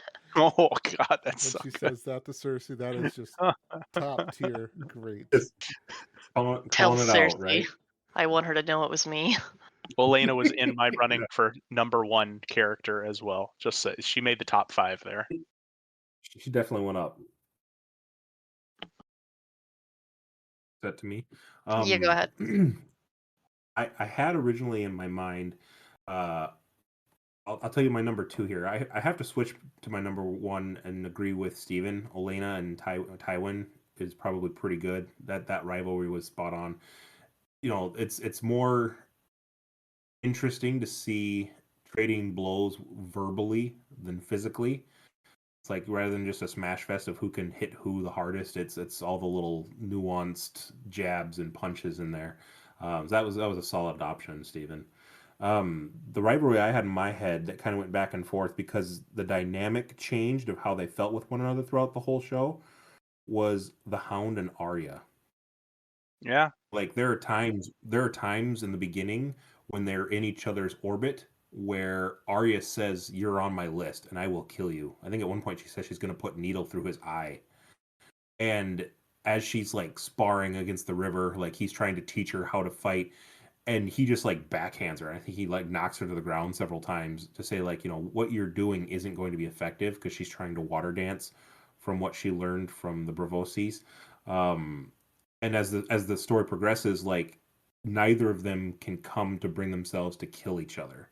Like the Hound ends up taking care of her, and when the Hound is begging for death because he's been beaten by Brienne on the side of the road, and Arya could just end him, she instead robs him and just leaves him to die. Like there's an interesting dynamic that even at the end they come back and they care so much for one another. And I think the last words is Arya says thank you to the Hound as he goes off to find his brother.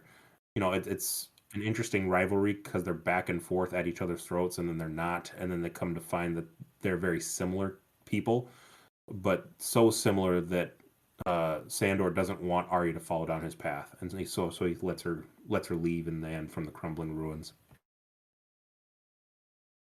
All right. Well, with all that brutal chaos, I mean, it comes to think as well, which character do you think had the most surprising or shocking death? And I will actually give myself the first one here, and I will say, are you even kidding? Ned. There's no other answer. It's got to be Ned. That was just the most unless you were prepared for it because you had read the book, that was just out of the blue, and that is what really shaped the entire series. Is just, oh, he's gonna survive. They've come up with all this way to what is it, not axe swing, it's a sword swing.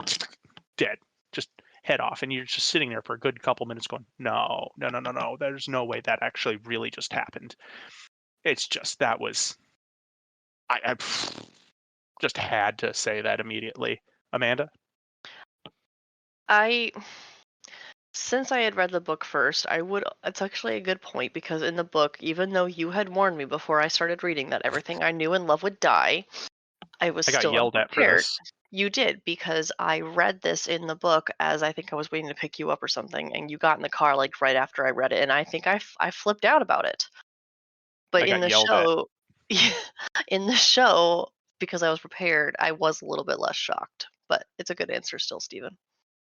Go ahead, Nick. Oh, I I'm think sorry, mine. Gary. No, we're Don't already be on sorry. Nick. Don't be sorry. He deserves it. He deserves it. I think my response has to be Rob. Like I agree. Ned's death is like the genesis for half of the events in the story and the War of the Five Kings, and it does sort of come out of nowhere because Joffrey's like talking up how we should forgive our neighbors and love one another. In my mind's eye, like Rob is the unbeaten general, and he's surrounded in a room with his own army, and you feel like he's in a room with people that he's now married into, or he's with this family of the Freys, and it's like, okay, they're hosting us. And I think that's even been talked about too, about how like when you're hosting a family, like they're under your protection, and we've gone over that before. But it's not even like he's on his knees at the executioner's block like Ned is, where it's like death is a possibility. We think it's really remote. It's not even in the realm of like conversation at that moment until you realize that Catelyn starts putting it together, and you realize that Roose Bolton has his armor on, and holy crap, something's not right here. And Catelyn screams, look out or whatever. For me, I think it's Rob, because the last like whatever that is, 10 minutes of that scene where everything just goes south fast. I think I just sat there with my mouth open the first time I saw it, and even on a rewatch, you don't really see it come together until maybe 5 minutes before expecting it, and you see Catelyn start putting things together that something's not right, and you're like, oh crap, this is going to be bad. But as brutal as it is, Rob dies, his mom dies, all of his armies defeated in a single blow, and the Lannisters, like you said earlier, non-Starks are gonna win, and it's like, oh crap.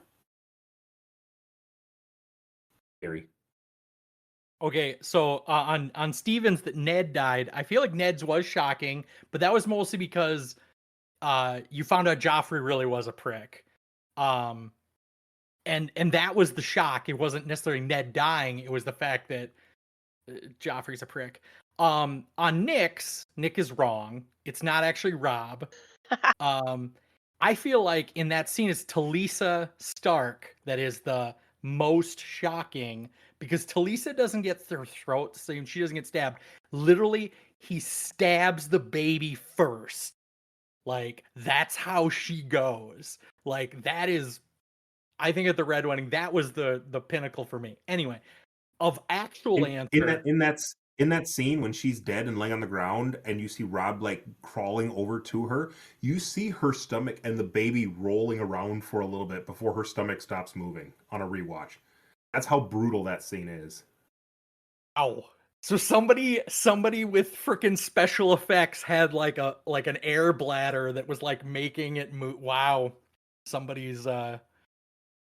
watched too much Alien before they filmed that scene. My actual answer would be Joffrey. I feel like Joffrey's death was the most shocking because he was just being a dick, and you just, as the expectation of the show is, like, nice people die, the evil pricks will survive. He actually, died, and I thought and it was in the middle of like some grandiose speech of like him, and he just choked to death. So that was my answer. Tyler. I'm going to say they were all great answers there that everyone had given. My Don't joke leave it. answer is the lack of death in the Long Night was the most shocking there. Oh, that's fair. That is AKA, fair. most of the main characters did not really die. Did anyone actually die? The Red Women. Yeah, there were 3. Dolores Ed died, Jorah died, and Mhm. Melisandre died. Theon. Well, Theon. Too, yep. So there's 4. Okay, but Melisandre didn't actually die during the battle. She died after the battle, so it's still only 3. Correct. Well, Accountant's math. Beric Dondarrion died in Lyanna Stark or Lyanna Mormont. Yep. Lyanna Mormont's not a main character. She's a count. She's not a a main good character. supporting character. Not a main character. But I guess out of one that wasn't mentioned, I guess, would be kind of Ygritte's death there at the Battle of the Wall there. You're like, oh, Jon and her are gonna get together, and that's like, because it just kind of goes back to that stuff of like how this show kind of subverted a lot of expectations that you would have for how this stuff is supposed to play out. Ned is supposed to be saved. Rob is supposed to be the one to win the battles and everything like that, or Jon and Ygritte are supposed to be together when nope, she gets taken out, standing right there in front of Jon. Yeah, that was yeah. It's not bad. That's a good answer. Wasn't it Dolores Ed or somebody who like actually shot the arrow who Little- killed her? Oh, it yeah. was the little boy. Ollie. Holly Ollie. did. Yeah. What a Ollie. great guy Ollie, that turned not out to be. Don't worry, he gets his comeuppance. Exactly. Little jerk. He gets left hanging. Gets strung out to dry. Ooh. All right, enough with the gallows humor. Amanda, to you. I'd have to say my most shocking was Oberyn. Just because Fair. all the signs I thought pointed to him winning, and he did for a moment, and then it instantly just turned in the most gruesome way. Like, I still can't. After the first time, I have not been able to watch that actual moment again. Like, curse you, Game of Thrones, for still catching me off guard this many seasons into this show. That was such a good one. It's so awful. That actor apparently for quite a while like used to have people wanting to like take pictures with him with their thumbs in his eyes, and apparently he got like pink eye at one point. That's so weird. Yeah, I read that. God, I just read keep that thing. That was And hilarious. then he got popular for something. He got popular for The Mandalorian, so people stopped trying to put their thumbs in his eyes. Good. People don't put Pedro your Pascal, thumbs in right? people's eyes. Yeah, Yeah. Pedro Pascal is popular for a lot of things now. Yeah, Last of Us Yeah. was great. He's a good guy. Before we move on, did anyone have any bonus ones? I had another bonus one, which I was have a bonus one too. Hodor. Like Eh. Hodor was a pretty Oh, shocking that death. was That wa- pretty shocking. That was yeah. brutal, but that wasn't shocking to me, really. No, I didn't. I didn't It's connect the sad. dots there. It was sad. It was very sad, and the I mean- flashback was kind of brutal. But I don't. Yeah, that's probably more it. It was definitely like very sad. It wasn't quite shocking there. Yeah, I say- guess. Has the books, obviously we're not maybe that far in the story to his demise, but have the books, excuse me, proper English, ever like alluded to what Hodor means, or like hold the door comes from something? No, but you do get one little story from, I think it's Old Nan, saying that that's not actually his name. His name is not Hodor. It was like, I don't remember, Walder or something. Aldar sounds Is it yeah. Willis? I don't know, something with a Willis, yeah, something with a Willis. W, and like that's the only thing you get. I think I was just more shocked in the movie of like finding out the name that we've all said for so long, like where it came from, and I was like, that was what floored me than anything else. Mm-hmm. Okay, I so still think it was a shocking death, mostly because like he was such a background character that you honest thought he had plot armor because no one had. I don't feel like I had any great emotional attachment to Hodor, like, but the way it played out, like, adds that much because you actually get to see him before he got touched or whatever the correct word is, before he was injured mentally. And you start to really feel for him because he's the nice kid, and then you're like, oh, like this great honorable thing he does. Well, I don't even know if he gets credit for it. He might actually get no credit for being a hero. I don't know. Technically, Bran just sacrificed his friend, and he's the collateral damage. That was But what we talked about after the episode, is how like it's not mentioned at all. Like Yep. Hodor gets no follow-up mention of like what happened to Hodor. It's like, oh yeah, Right, that's never right, he again. died. it's fine. They're all Don't worry just about it. But I numb feel to it by like- now. I don't know. Do you Just guys out feel there like it had holding that more door somewhere. emotional weight because you were like, oh, yeah, I thought it was like, oh, throwaway character. But then you get to see the story and you're like, oh man, this guy gets But that doesn't screwed make it over shocking. twice. He gets screwed over twice by Bran. Yeah, you're right, but I just don't feel like that makes it really shocking. Anyway, I guess I will say real quick, the shocking one for me was Marjorie, Loras, the High Septon, the Ooh. Sparrow, and fucking what's his name? Her kid, Tommen? Tommen, Tom, all in the span of 3 minutes. Tommen Oh was my the shocking good one. lord! just That's a lot actually- of characters to kick off in like a very short period of time. that's a Yes. good point. I do remember the first time we watched with a friend, and then she had already seen it, and she's like, okay, so we're gonna watch this for about 5 minutes, and then we're gonna take a break. And she was right. She's like, we'll need it by then. Is it I in the think- middle of the episode too? I know. I Or think is it's the it, very like- beginning of the Towards the episode or beginning. something. I want to say. I don't think it's very beginning. It's but I got a think nice towards the little beginning. musical score too, just to like. Oh, it's a beautiful musical score It is. underneath it, and it just builds and builds and builds and builds and builds. Mhm. Tyler, didn't we go over to the Medis? I feel like we were over watching it at their house for that, and when that scene came up, everyone was just numb, like that the sept was gone, and we're all just like sitting there looking at each other with mouths wide open, like, oh my gosh. And that scene doesn't pan or break from Tommen. You just see his back as he sees what's going on out Yeah. the window, leaves, comes back into frame, and he doesn't miss a beat. He doesn't like stop and ponder, I'm gonna end it. He just leaves, comes back, and just walks up and out. And we're just like, what the oh, Yeah, that was my yeah, reaction too. Was, solid what answer the? there. What the? Well, ending on that Alright, note, peace out. in a show with so much death, if you could save one character from Game of Thrones, who would have the biggest impact on changing the outcome of the story and why? Tyler. So I don't remember who mentioned this character earlier, but it kind of reminded me of. I wonder if this story would have changed more. So Barristan Selmy.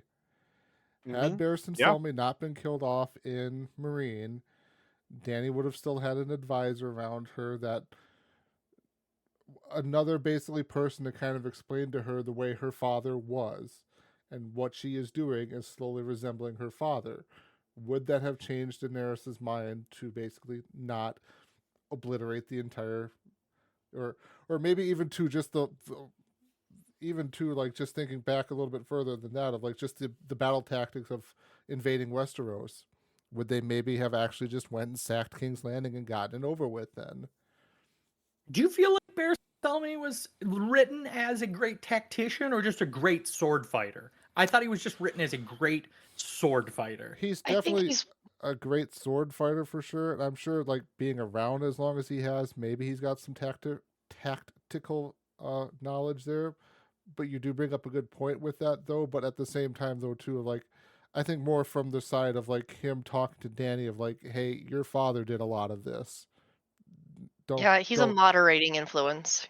Yes. One, I think also he had that gravitas to him as well that made it seem like he had the strategic acumen to be able to do that. It wasn't explicitly said, but you look at the rest of her advisors there, and no credit to Grey Worm because I also hate Grey Worm, but it's they had no strategic acumen, and he was the only one with that strategic gravitas. He had nothing to lose. Like all the rest of them, like wanted to live. He honestly was done with his day job, and he was just on to his This second was a career in retirement job. His second career in retirement at this point. Nick, For me, the person that would really change the outcome of the story would be Oberyn Martell. If he had beat the mountain and the mountain dies, the only reason nobody touches Cersei at the end is because she's got the mountain walking around mummified behind her. I think that if Oberyn had won and he still had all of Dorne, the city, not the continent, behind him, I think that he would have been able to have enough force that he could have come up from the south and support the north coming down from the north, and they would have been able to take out Cersei easily, or threatened her enough that she wouldn't have tried to make a stand at the very end there against Dany. Yeah, I think Oberyn's a solid character. Tywin probably didn't outright say so, but he was fearful, I think, of Oberyn coming to get after him because of what had transpired with his sister, Ilya. he offered him a spot on the council. Like he offered him political power. I think in a way to get him as close as possible so that he could help keep an eye on him. Not so much because he was like trying to be buddy to him, because he definitely saw him as a threat. And every time Oberyn encountered a Lannister, like he stabbed those two guys in the brothel and was genuinely just like walking around stirring crap up in King's Landing. I think Oberyn would be a solid play to change the outcome of the story, and I'd save him. He was a really interesting character. I think that's a really good one, Nick, honestly. Because, like, Oberyn's death kicks off, Tyrion getting arrested, Tywin's death, the mountain would then have actually died, Alaria Sand wouldn't have gone on her murderous rampage, taken over. Like, that's a good one. I like that. Yeah, I didn't even think about that. Yeah, Tyrion would have been declared innocent. And boom, he doesn't have to go to Essos. It changes the whole story. Maybe he doesn't even have to get Dany to come to Westeros, and she never does, and she just terrorizes Essos. There's a lot of stuff that changes, I think, if Oberyn doesn't die. It's a good one. I put down Viserion, the dragon. Ooh. I mean, maybe not the biggest change, just because it's so late in the story. I've just seen a lot of musing about how if he wasn't, if he hadn't died and then wasn't at the wall, would the Night King have made it?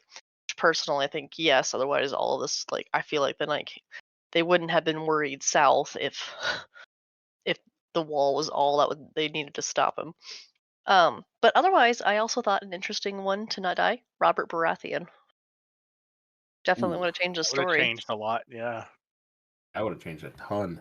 For good or bad, who knows? Obviously, yeah. So Cersei would have ran away, and then Robert would have had no two-born children. He would have a lot of bastards, and like I think don't you know, still that probably would have had a war. Like, yeah, there would have been against the Lannisters, probably. Yeah. Because Tywin would have said it was all just a scandal, like just a story. Yeah, that would have definitely shook things up. That would have had a that'd be whole really 2 interesting. seasons worth of plot there. Really interesting. Have I? Maybe Well, maybe Viserys would have lived and become a wonderful guy. oh, I'm sure. That wouldn't have affected him. Viserys was gone. Well, I will What say if Khal Drogo lives as a secondary thought? Ooh. Or Daenerys' kid, even. Ooh, the stallion that will mount the world, Suddenly she has an heir. yeah. right? So I guess mine is actually when I thought about this question, I thought about this question in a vacuum. You save one person, you don't change exactly the course of events. So I think Marjorie would be the big one for me. And I think that if you somehow get Marjorie out of the sept, not everyone else is still going to die. You don't change any of the circumstances around it. All that still happens. But you have a legitimate source of royal power that is opposed to Cersei, who is very, very, very popular. I think she's able to rally the kingdom. I think she is able to take over the kingdom at that point in time. And when I believe she probably makes a lot more intelligent decisions when what's her name comes not Dany comes knocking. And I think you see that play out in maybe, who knows, maybe in the end everything stays the same and Dany still decides that she's going to sack the city. But I feel like Marjorie is 700 times more qualified to run that city before that happens and maybe actually train her men how to shoot those dang scorpions that they've been firing. Who knows? Similar to Steven, that's completely in a vacuum, and that was I'd say I would save Jaime Lannister because he just got to be the point where he was a decent human being who had potential to be like a good head of the Lannister household, and he just throws it all away for a girl. Gary, I'm so proud of you. Why are you proud of me? I saved someone who died in the last fucking episode. But for a really like heart-wrenching reason. Like that's actually kind of sweet. Of course, it's a very Gary reasoning to choose somebody like in terms of like I'm going to choose someone at the very end that's actually not going to affect anything, but that's okay. It was my backups were like Varys. Like if Varys survived, would he have? I don't know, but no, Jaime. Just because I knew no one else picked Jaime. Fair. In terms of affecting everything, I don't think it affects everything, but I would be happy to have saved Jaime Lannister. I'm still sad, but there's a long list of characters I can make that about in this show. Are we on to the next questioner? Woo. Nick, I think that's yours. Woohoo! In an alternate universe, which character would you like to see in another character's story, and why? Let the what ifs begin. I'll take it. Go for it, Steven. So I read this question and immediately went to what is the most absurd combination I could think of. And from there I went, how would that combination work? And I need to see this now. And that is Littlefinger and Khal Drogo. I want them together. I want them combined. I want them in the same story plot line. The most brash, brutal guy who's straightforward and the conniving conniver who connives. And I want to see this interaction between them. And I want to know how it works, how it ends, all that good stuff. Also, I think it'd make a great comedy. Just a buddy cop show. Oh God, yes. Anyway, I have no comment. I'll concede my time because I have no fantasies. I struggled with this one as well, and I kept trying to think alternate universe. Like Steven picked two characters from Westeros. I kept thinking like, am I supposed to put like Jack and Neil. Dany in Star Wars? What am I supposed to do here? I had Stargate SG-1 travels to this place, been under the occupation of the Goa'uld the entire time. We just never knew. I think in my mind, I think this was my absurdity, In my mind, I was thinking something along the lines of like, if Khal Drogo ended up having a kid with Dany, and through being the father of the perceived new dragon heir to the throne, like killed Dany, or she did something to upset him, because technically still the Khal is above the Khaleesi, and now it's his rule to go try and take over Westeros. And the story of what happens to Dany is what's happening to him, is he amasses an army, and he gets somehow the gall to sail across the great sea Oh. and take on Westeros.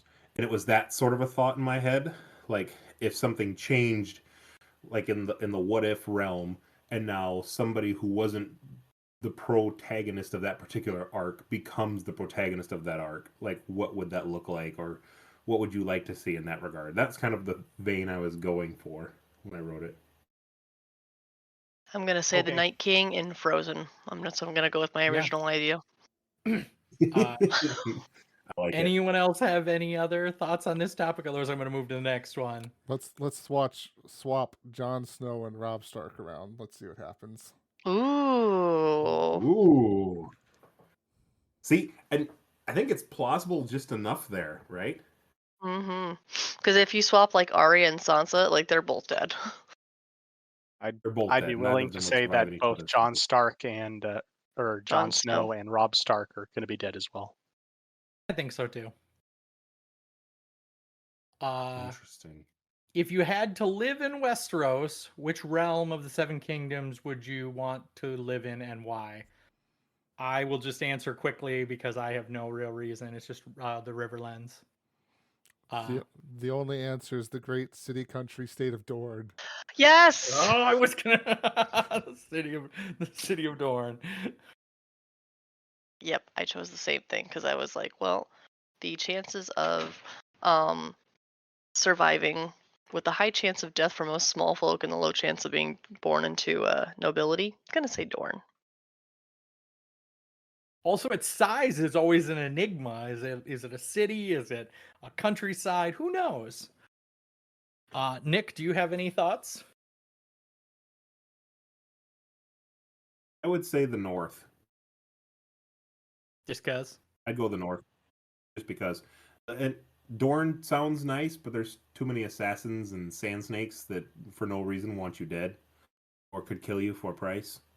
I feel like people don't really care because everybody's just trying to starve off starvation and being frozen in the North. So the Northerners are much more resilient and hardy and kind of keep to themselves. I feel like I could live out a quiet life just doing nothing in the North, rather than roasting alive and being eaten by sand spiders. Doesn't like most of the North kind of freeze to death or die or Or get get taken killed first by south the White and Walkers. or killed at the Red Wedding? True. I did think about that too. I I was trying to think I'd of pick like the the Iron areas Islands. most untouched. I Anybody picked the other Iron thoughts? Or we Islands can go for all to the trees others? they have to make thousands of ships. Did you say the Iron Islands or the Bear Island? The Iron Islands for all Oh. those trees they have to build. Is it Balon? No, Euron. Euron. Thousands of ships. Want to be Captain Jack Sparrow? Yep. All right. I think we'll move on here then to question 11. What location outside of Westeros would you like to have seen more throughout the series? And I just realized my initial answer, because I'm going to go first with this, is wrong because Dorne is in Westeros, but we didn't ever freaking see it very much other than a brief little bit in season 5. Unless I guess you don't count Dorne ever being part of the Seven Kingdoms there, because they're still the rebellious independent folk. But I guess what, Gary? I was gonna say, I guess I misread this. I just thought it was anywhere in Westeros, but you're saying outside of Westeros, which is that other Like place. Essos, Marine, and all of that stuff. I'll secede my time because I don't remember any of that crap. I mean, it would have been cool to explore more of Marine or even Vaes Dothrak there too, to just get an idea of Vaes Dothrak, because the Dothraki are a nomadic warring people there, but yet they keep coming back to the city all the time. So what's it look like when a bunch of cows come back to the city here? That would Sex, be kind of drugs, and rock and cool. roll. Especially the description of the city that you get, because like they literally bring back their trophies and idols from every civilization that they sack, or and decorate this place with it. Like even in the description of the books, like Danny like visiting the marketplaces is just it's just fascinating because you got stuff everywhere.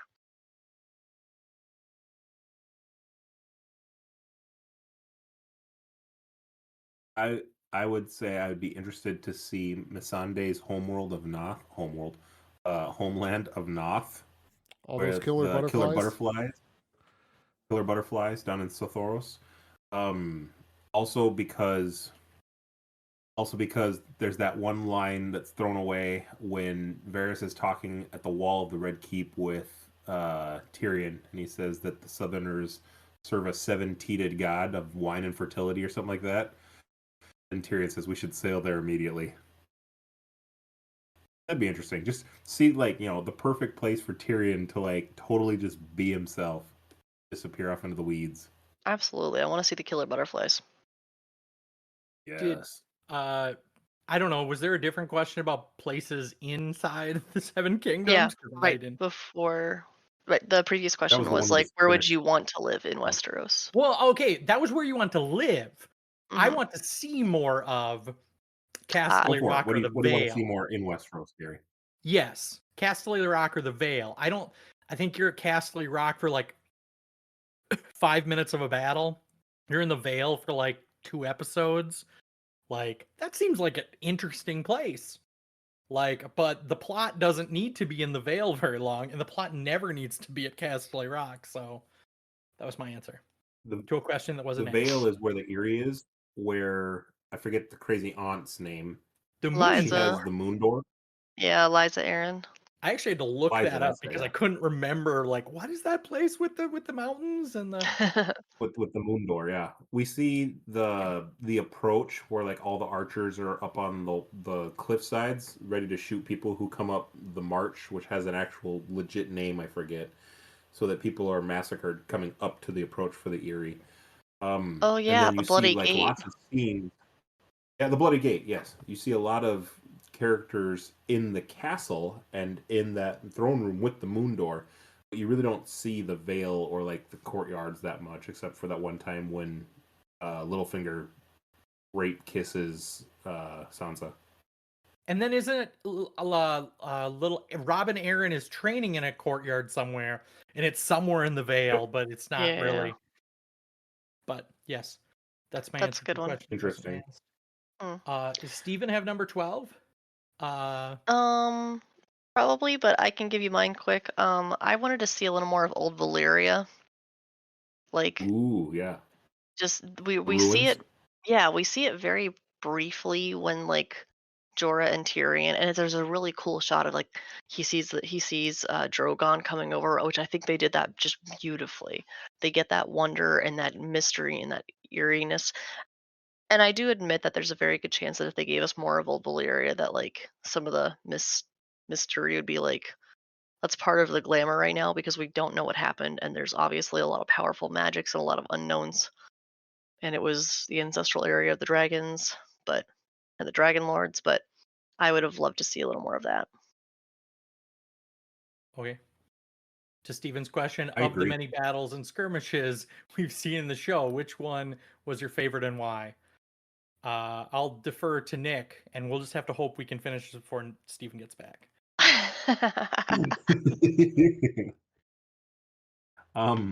My favorite battle in the show, I feel inclined to knee-jerk reaction and say Battle of the Bastards, just because there was so much writing on that pinnacle point. But there's a couple different battles. I feel like the last one, like the one at the Great Battle of The bells. King's Landing. Yeah, King's Landing, yeah, the bells. Just because it's like everybody has all their weapons, right? like the Battle of the Bastards is really gritty and it's just kind of one-on-one, and like everybody's just kind of supporting this one person or this one person. Whereas the battle at Winterfell or the Bells, it's like everybody who's still alive is there. And it's just kind of this giant cluster of like, oh crap, now we're chasing Arya through the wall. Oh crap, now we're seeing the Hound go after, the mountain. Oh crap, now it's, Dany's on the mountain, on her dragon, and they're trying to get her with a scorpion, but nobody can shoot worth a damn. Like there's just so much going on. It's like, the outcome is kind of lackluster, but you hear like, all the epic underscores just swelling when you think of like the most intense battles. And so the I'm just gonna biggest say skirmish Nick I is think wrong. in my mind is that one. What? The battle for King's Landing was just the worst freaking battle. Like it was drawn out. It was terrible. Like just it was shit. Sorry. Agree to Amanda. disagree, Gary. I just want to throw in there, are we keeping track of how many times this episode alone, or this podcast alone, that Gary has said, I just want to say Nick is wrong? Because this is at least given 2 up or how 3 many times times by Gary my agrees. count. Sorry, go ahead, It Nick. sustains me when Gary disagrees with me. It gives him essence. On the flip side, I would say that my favorite battle is probably the Battle of Blackwater Bay, because it gets a lot of character building for Tyrion, a lot of character building for Joffrey, and it's just a real fun battle. Like I think it's the first good battle early on. Well, I guess I'll have to agree with Gary because I ended up choosing Blackwater as well. Battle of Bastards is a really good one, and I'll still hold that up there. But I just liked the Battle of Blackwater because, like, Blackwater Bay, because you saw some of the strategy that went into it. You saw, like, you didn't just see them pull this stuff out of nowhere. You saw them actually putting, like, it's cool when these things come out of nowhere, but it's better if you can see them like planning for it. I don't like being completely like, where did you pull this out of? What plot miracle did you get this from? It still had a surprise, which was the explosion in the water. But yeah, it was apparent that they were preparing for siege. Right, and that's acceptable enough to me. I'd prefer even a little bit more, but considering other battles when stuff came out of nowhere, and I was like, do you expect me to be impressed by the fact that you wrote that in? Tyler? You were all wrong because you not have mentioned the battle at the wall. The battle at the wall is probably one of the greatest battles in the whole show there, because it has got the prepping and stuff like that they do kind of leading up to that Amanda likes. There's just constant basically action throughout there and everything like that. And you see giants shoot giant bows and arrows that fling a guy off the wall when it hits him, or they take down a couple of giants there by shooting back, and then you got that giant scythe thing that swings down and chops those guys to itty bitty pieces who are trying to climb the wall. It's that scythe thing that was really cool, yeah. I'll concede that Tyler picked the second coolest battle. This is acceptable. You only wish, Gary. You got like character development of learning more about like, what men are made of in the middle of a battle there too, of like what these people really are. I mean, you have obviously Sam cowering while shooting a bow and arrow. Janice Slint is. I was going to say, like, Janice Slint in a puddle of his own making. Yep. So, I think that's probably. Honorable mention goes to Hardhome, strictly for the fact that is the one of the most terrifying things of Hardhome there. Hardhome's not a battle; it's a massacre. True. That's true. There was no preparation for Hardhome. So I will say that I don't know what Nick said. I apologize about that. Nick, what did you choose real quick? It doesn't. Okay. The best battle here is the Battle of the Bastards.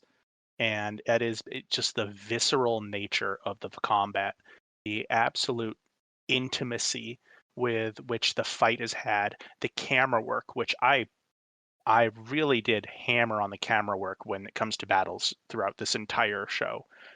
The Battle of the Bastards does it very well. There is a very long one shot in there. There's blood, guts, gore. There's a huge crush, a human crush at one point. And then cavalry comes in at the very end to shock the pikemen and take them from the rear, which changes the entire course of the battle. It is real. It is visceral. That is how I would expect a battle in the Middle Ages to be fought. And that's how I would expect a battle in this world to be fought. And it is none of the glamour, glory, or anything else that makes you feel, oh, I would love to be in that battle. I'd love to go fight. Oh my gosh, that would be so amazing. It's not. It's horrible. It's absolutely the worst. And that battle absolutely shows that. I will also say honorable mention to Hard Home, which I forgot, and that is just entire new level of, that is a different genre of spooky scary. Little I was kids. really intrigued. I was really intrigued by the pikemen and how they used like a phalanx. Can you go into the detail about the history of the medieval warfare for that, Stephen? I'd love to hear how that's explained. Yeah, so this is going to take about 20 minutes. So sit down and we'll go over this. Make sure you go slow because Gary's really interested in this. Use big words too, and just really stretch them out. Fucking A.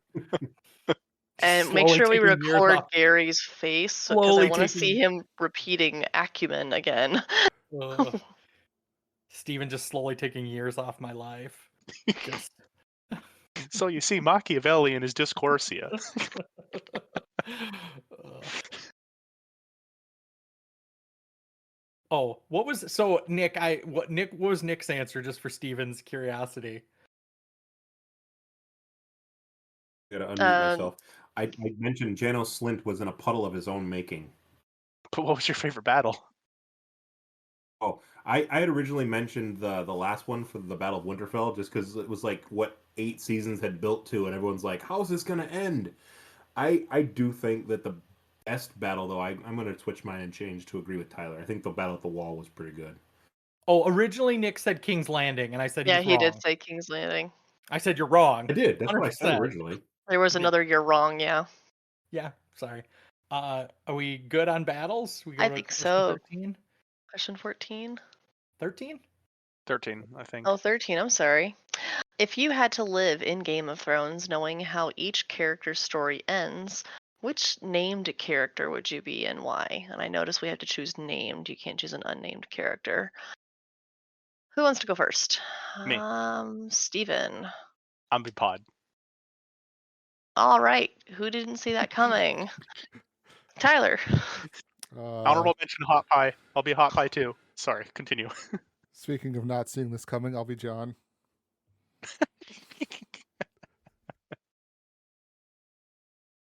Nick. I'm trying to think early on. Doesn't some bad stuff happen to Pod though? No, not really. I mean, he has his How are we introduced to him again? He is a I mean, John squire. dies. I'm not going to go there He's- with John. John dies. He's a squire. He's a He's squire like- for. He is the cousin or the nephew of some Of Ilan actual Payne. person. Yeah, that's Of the it. Ilan headsman. Payne. Ah, gotcha. I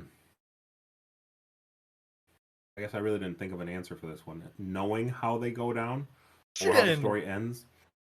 Mm-hmm. What? Didn't you write this question? Like 4 months ago.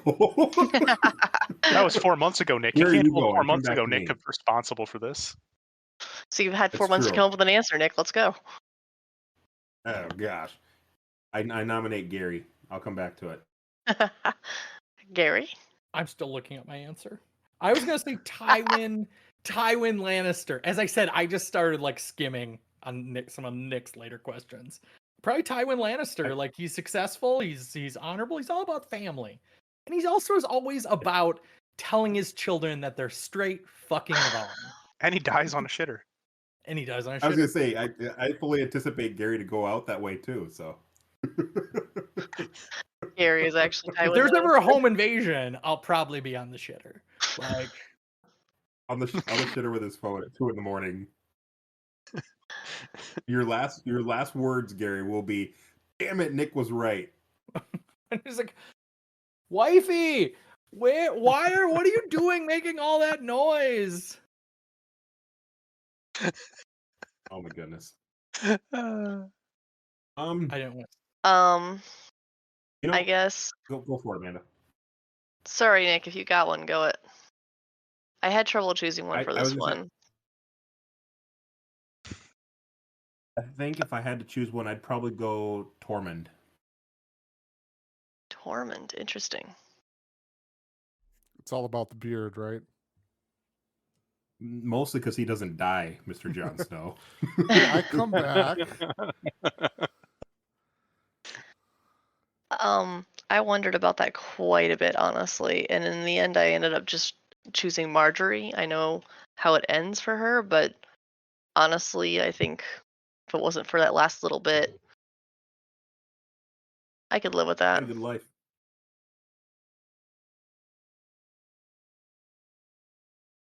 All right. Good stuff. Next question. On to you, Nick. Number 14. Game of Thrones originally aired April 17th, 2011. Name 13 years something ago. you don't think. Holy cow, that's a long time. Name something you don't think has aged well and why. Season 8. I mean, that's just poor right there. That's like low-hanging fruit. An answer I just wrote down about this here, and I don't know exactly. I know what they were trying to do with the scene, but I don't know what you could do to replace it. Sansa's wedding night. Mm. Yes. It is a very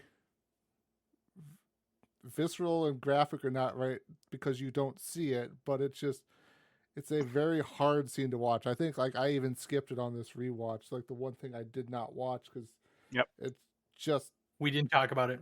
we Yeah. we didn't even talk about it here during our rewatch of the show just because it's such an icky is not even a proper word for it. It's just a scene that's just yeah. This I'll predated all just of the Me Too stuff. That I'll scene, didn't it? agree with Yeah. Tyler.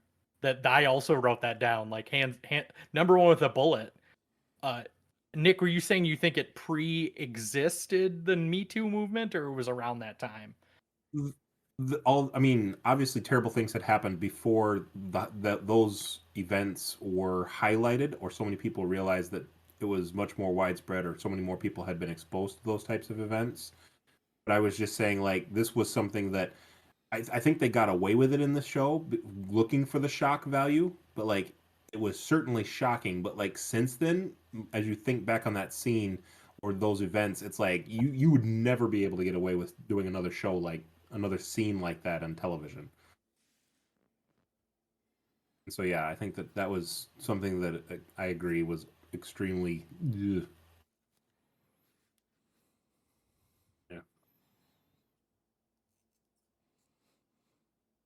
I Ethan, did you have something? I will say on Role of Females, but not specifically to this scene, the amount of nudity of girls portrayed as young in this is a little bit gratuitous. When I say a little bit, it is very gratuitous. You see Dany naked a lot, and I'm pretty sure Emilia Clarke at one point just said, "Nah, not doing that anymore." I want to say, and good for her for doing that. Because I mean, that was one of the shock things about this show was, oh, it's portraying women as naked. It's actually showing women naked and all that sort of stuff, and it did an okay job at that in terms of it was actually showing like women how they actually generally look naked, not like supermodels. And then it decided to like with Emilia Clarke, it wanted everyone to be, oh well, now she's going to be super hot, so everyone just like, oh my gosh, let's pause on that scene right now. That's it's not great. It's not great at all. I think does this show have some schlong? I think you might have Yeah, gotten some it does. schlong in this show. So Yeah. I mean, Well, I so could deal without that too, but no, I'm fine with nudity. I'm 100% fine with nudity. It's when you are portraying sexually someone young as in that circumstance that is not really okay to me, not okay at all to me. And I mean, the book does it. It was being semi following the book there, but it doesn't really make it all that much better, and it doesn't make it better when you are kind of. I'm thinking specifically of when Dany walks out of the the old Khaleesi's hut, whatever it is, where she's taken, and Oh, everything's burning. in I'm sorry. Vaestal there, the Yes. yeah. And she comes out, and she is just, she is very naked, and she is made to. I think it's almost CGI'd, but she is made to look very good looking as well. And it doesn't fit in with anything else in the nudity of it being real. The women's bodies are real. They are not some, like I said, supermodel. The men's schlongs are hanging out there, and they're generally not supermodels either. So that's fine. Do you Just feel like it's the show that doesn't age well with nudity and all that, or just in general the books also maybe just don't age well in that as a generality too? Like the source material doesn't age well either. no, it doesn't. You don't portray a 14-year-old and talking about her breasts. It's just don't do it. If any expiring writers are out there, just fucking don't. Any Does the expiring book go into writers? detail in those? Inspiring, aspiring. I don't think either of them are here. If Aspiring. if you aspire to that, maybe you should expire. How about that? Does the book go into detail with some of that, like Yes. a romance novel? Mm-hmm. Hmm. And I believe George R. R. Martin said, he's got a point about some of it. Like back in the time period that this would have been sent, like whenever we make fantasy shows and then there's like, for example, Lord of the Rings, we'll put the warfare in there, we'll put the graphic violence and deaths, but usually the fact that rape or sex, like a lot of that is very much ignored or glossed over for the taste of current audiences, and he says that's not the case, and he uses historical authenticity as his reasoning for it. But I would agree with Stephen that in terms of this modern day age, having that kind of stuff portrayed on television is in itself a problem, possibly. Well, real I- quick, I will say that I understand the point about portraying raping and all that other stuff. Make history not glossed over, so you don't have these Mhm. return people out there like, oh, it'll be so much better if we were back in the day. No, it'd be fucking horrible if you were back in the day. And I get that, I really do. It's when my problem is when you specifically crank up it to make it look better at that time. Oh, look at these hot girls that happen to be 16 or 17 back then. And then you also have, if you're going to make a show that is going to be a cultural standard and so everyone wants to watch it, you are going to make this, you are going to normalize it to an extent, even if you don't mean to, unless you Mhm. very explicitly make it bad. And you have to make it very explicitly. You are going to normalize it. And that is an issue because you don't want to. I don't know if I have to say this. You don't want to normalize rape and you don't want to normalize sexuality of young children. Just, you don't want to. Just going to add that yes, it might be historically accurate, but the level of detail he goes into in the books is way over the line of like acceptable taste. And I don't know, obviously it caters to a very specific audience, but young boys. But Fortunately, yeah, yeah. I think that the book doesn't age well, and the show just didn't could have done better about deciding how to portray that information a little more tactfully. Nick? I'd written down with the date that the show aired. When did the books come out again? Oh gosh, all of it, much like at least a decade before that for the 80s? first ones. I want to say, I don't 80s remember. or was it 90s? Oh. Might have been 90s. I'm gonna I Google. don't remember. I I'll thought of look it one up. other scene.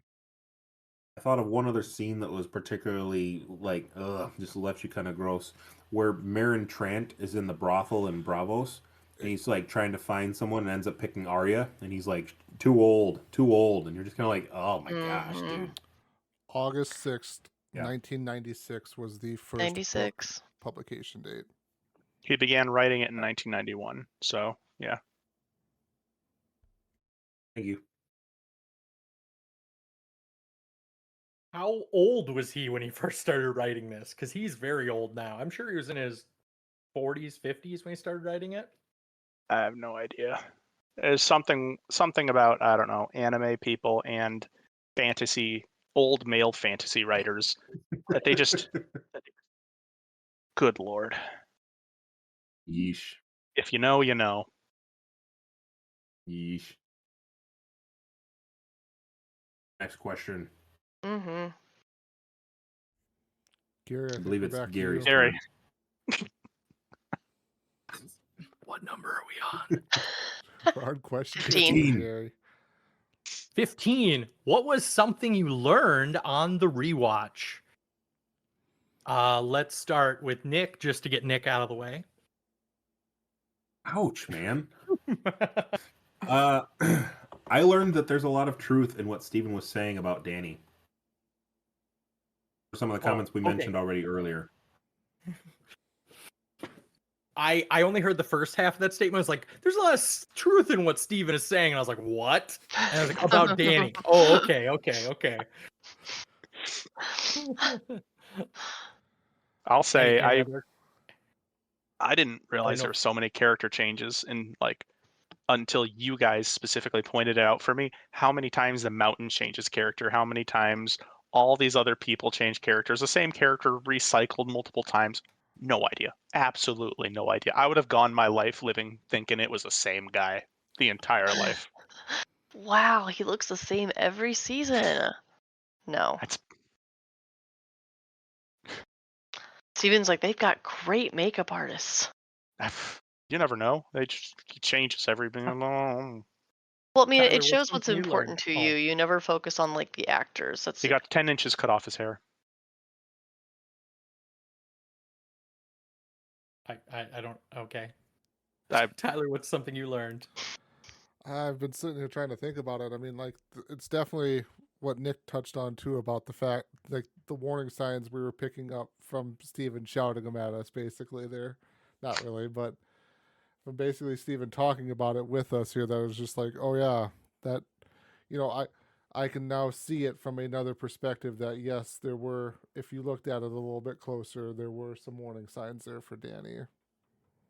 Steven was very adamant from the get-go, and all the rest of us were like, might be a little bit on the hard line here. But yes, I think all of us have kind of softened our view on the hatred of Danny. That makes me feel good. That makes me feel good, guys. You've softened my black cold heart. Amanda, what do you have for? I decided to take this one of in myself. What did I learn from rewatching this? How much I keep looking for the complete good guy in the story, like even knowing that after watching this season or this whole series over again, this is something I have given up for House of the Dragon. Now that I have accepted that this is much more like real life. There are good people, there are bad people, and they are often the same people. People do good and they do bad. How much can we keep the bad to a minimum? Tyler, did you have? I don't know. I just realized my answer that I was going to bring up actually applies to a question we'll ask here in just a little bit. So Okay, to Steven. I was just going to say that I think Amanda's question or answer was actually very good. Because I still find myself, trying to find the good guy, the bad guy, and the ugly guy in any of these shows, even though I know what's coming. So that is difficult.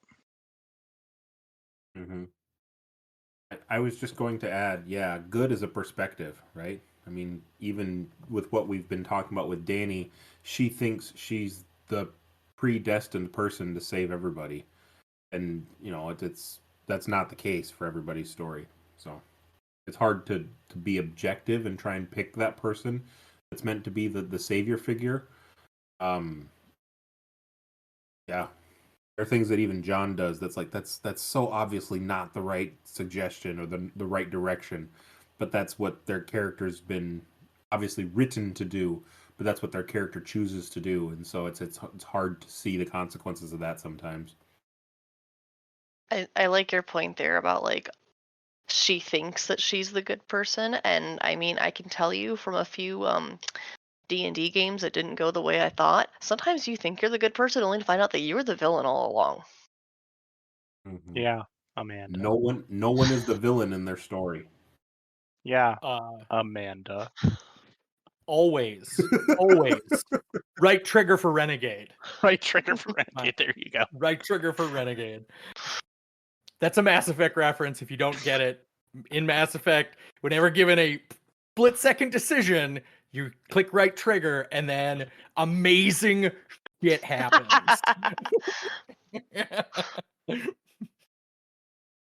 It's left trigger for losers, and you'll do something so noble and polite. Right trigger is like, I'm gonna shoot you in the face, or you're gonna shut the hell up, and you're gonna do it this way. Like right trigger for renegade. Oh boy. Anyway, I learned sorry, man. I learned in a very what I thought was uneventful D&D game once, one of my earliest ones ever, that we were looking for a bad guy and we thought we were the good guys. Well, we found a bad guy, or what we decided was a bad guy. And it's actually quite a good parallel for Danny, thinking she was a good guy and she saw bad guys and she took care of it in definitely a different way than we did, that's for sure. Sort of.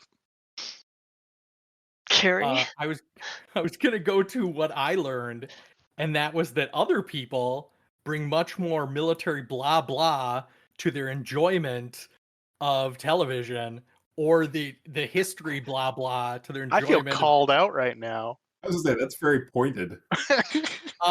Originally, I just put military blah blah because Nick sometimes could pull in some military blah blah too, but just like it's not a bad thing. It's just something I learned is that like you watch it with a little bit different lens when you get to the battle. I'm just like, that was really cool. He just like cut his head off, like, or that guy got stabbed, or like, but you like try to look at it through this lens of like, is this good or bad strategy in battle? Like, it's just something you learn. You just look at the world in a different lens than I do, much more militaristic. I just want to watch people be badass. You just want to watch the world burn? Yes. That was all I have. Anybody else have anything else on what they've learned? Otherwise, we can go to next. I can't top that. That was good, Gary. Gary just continuing to kill the conversation as quickly as he can. We got 10 questions left, and it's how much time do we got left in this podcast? Just don't look at the clock, Gary. We'll be fine. All right. Speaking of our next question here, though, we discussed towards the end that we felt some scenes in the later seasons were rushed. Name a particular scene that you have liked to see expanded and why. Give everyone a moment to mull that over, and Steven has raised his hand so enthusiastically. The entire diplomatic sequence at the very last episode. Would love to see anything about the back channeling, the discussions that would take place off to the side, the smoke cigar filled rooms, all that sort of stuff. Because those type of decisions don't happen the way they did, and so that should be greatly expanded. Like no one can hear it, but I just was shaking my head the entire time. Like, it's true.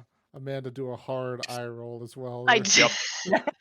It was a palpable like troglodytes. I'm working with troglodytes. I'm not a troll. Nick had his hand up first there, Gary. So okay, Nick can go.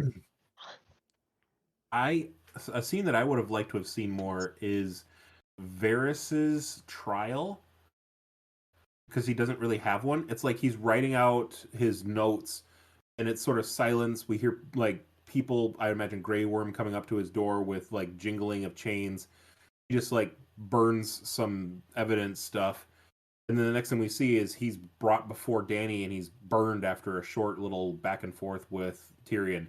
That would have been excellent to say, like, he's in the... There's a little bit, I guess, where we see that he's being talked about between Tyrion and Dany, where Dany is just like, 1,000 miles staring out the window saying he's doing this because you talked to him, right? Because Dany has that like accusation against Tyrion that Tyrion's the one who talked to Varys, and Varys is the one who sent out the messages because Tyrion got the information from Sansa, and Sansa hates me and blah blah blah, whatever Dany was saying. So there's a little bit of back and forth, like you said, in the closed room there, sort of, Stephen. But like I would have loved to have seen Dany on the throne and like Jon talking, trying to defend Varys, and Tyrion trying to defend Varys, and Dany spewing more hate and like more of almost a courtroom drama of like why he shouldn't be burned, rather than just, well, Dany's in charge and whatever she wants happens, and of course, fire and blood. I thought that would have been a really interesting scene to have play out for half an episode, and just like when Tyrion was in prison, Varys came to him several times and was like, "I'm so sorry, my friend, that this has happened to you." And we didn't get any of that on the reversal. Tyrion just kind of like puts his hand on Varys and is like, "I want you to know it was me. I'm sorry. All right, bye. Enjoy death." Like there's no like actual there's no like actual back and forth about it that I think would have been cool to see. I disagree with Nick. I feel like the expediency of that those scenes elevated the fact that it was a swift death, like that Dany was bringing swift justice. She was just snuffing out rebellion, but to each their own. I would like I want the record to reflect that I disagree with Gary's disagreement. Won't be the first time. So I would noted. like some expanse on the Bells episode as a whole, because I feel like that could have been 2 episodes, or they had too many people doing too much stuff, and Dany, like, I just feel like that could have been split out to make that battle feel more poignant. Steven? I think I kind of agree with you. I think it would have been, if the show writers didn't want it to be such a weird break for the audience, I think it would have also been cool maybe to do a flashback for Dany. If you really want to show that her mind is breaking, maybe have flashbacks to what is breaking her at that point in time, instead of just, and people don't see, I'm making just weird faces with my face, obviously, because that's what she was doing on that dragon. She just goes not so crazo, which, yeah, she's psycho. It's what happens, but it was a little bit of a jump off, like I let everyone know. I agree with you that now, but it is that could have been added in too, and I agree with you. So it could have been expanded. Amanda? Stephen, I would like to appreciate that all of us have moved towards your understanding a little bit of Dany definitely moving to being mad, and that you've come to us and understanding that it was definitely too fast. I appreciate that we are all in agreement on this now.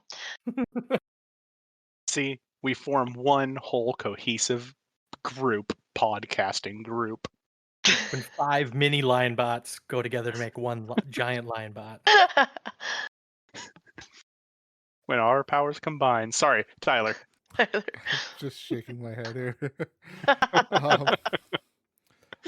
For me, I think we've talked multiple times about a lot of what made Game of Thrones really great was just the conversations that were had in between scenes of action. So if we're going to kind of focus a little bit towards the end of the series here, the two different conversations between Jon and Tyrion at the end there, when Tyrion is talking to Jon about killing Dany, and then afterwards when Tyrion and Jon are talking about the ramifications of killing Dany there, and their capture and release and all of that stuff. It would have been great to have more of an expansion on, okay, like like, why do we have to do this? What am I missing here? What Tyrion basically explaining to Jon, like, you're not seeing the bigger picture here, and everything like that. And then at the end of, like, we did what was right for the realm because it was the only thing to do. More expanding upon a lot of that stuff, I think, would have really drove home more of what kind of went on between those two and the ultimate decision to kill Dany. And maybe kept Dany in the episode for longer than like the first 20 minutes. gotta wrap that stuff up, Tyler. Like she's not important to the story anymore. True. She's fulfilled her horrible purpose. I actually, while I enjoyed the episode for Battle of the Bastards quite a lot, I do actually not Battle of the Bastards. I'm so sorry. The Battle of Winterfell. It was a good episode and it was full of all sorts of good stuff, but I actually think that could have been stretched out to 2 episodes just because it was such a moment that we'd been building Contrast. to for so long, and it was just over so relatively quickly to what we were expecting. But also my other one was could be an unpopular answer. All the travel between the insta travel, I could have dealt away with that and had a little more I fleshed want some- out. You just want some horseback conversations, just some people riding horses and talking. I just didn't want the fast travel unlocked thing. It was just annoying because I was like, how the hell did you get here? How much time is passing here? I guess I just wanted to be clear how much time was passing. I emphatically agree with you on the second count. I mean, that was just it was so annoying not knowing how much time had passed at any given point in Yeah. time, and knowing that you did miss. I mean, that was the whole magic of the first season, right? Was they were walking on the King's Road for what, 2 episodes, 3 episodes, just everyone just talking and doing stuff and having conversations about Lady getting her head chopped off. I mean, shit happens on the road. Crazy shit happens on the road, and that's you could have added that in. You could have made a full season even. I'm gonna say I feel like it was a known sin even back to season 1, but I guess that's the exception was the King's Road episode, which is like episode 2. It was an actual full fleshed out episode, but I think it was like 30 days to get from Winterfell to King's Landing. Yeah. And it was like 1 episode. So I feel like it was already a sin they were doing in the early seasons, and it just got more and more and more exponentially cut. Like I think when Rob was fighting, there was you jumped in a couple times to see Rob moving south, but not a whole lot. I think it just got worse as you went. Yeah, it might make me a hypocrite too, because honestly, when you're reading the books, sometimes the really slow chapters are like, this has been 6 pages about riding over the same path with the same clouds and the same person, and nothing much has happened. But I just wanted a little more than instant travel. Yeah. Nick, did you go? Yeah, I think I did. Okay. The expanded Sorry. scene about oh, you're good. I could have used Well- more of Sam in Old Town reading books in the library. I just got to throw that out there. Sounds wonderful. So, I guess on the vein of what we already discussed, name something on the rewatch that you had missed previously. I will start this out with a very blunt admission that you will all stare at me with daggers. I didn't realize until this season that Elena had actually straight up said that she killed Joffrey. Just missed it the first time around. Have no idea how I did, but I missed it. And so watching it this season and obviously talking with you guys, and I'm like, oh, in the name of God, did I miss that? Because I thought it was still an open secret. I thought that was part of the mystery of it all. Nah, she admits to it, and I just missed it completely. So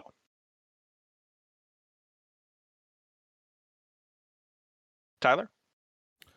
So I'll take this one that is kind of goes into a darker part of the episode that I just I remember my first time watching and I completely glossed over the entire meaning of what this scene was about until we actually talked about it as a group.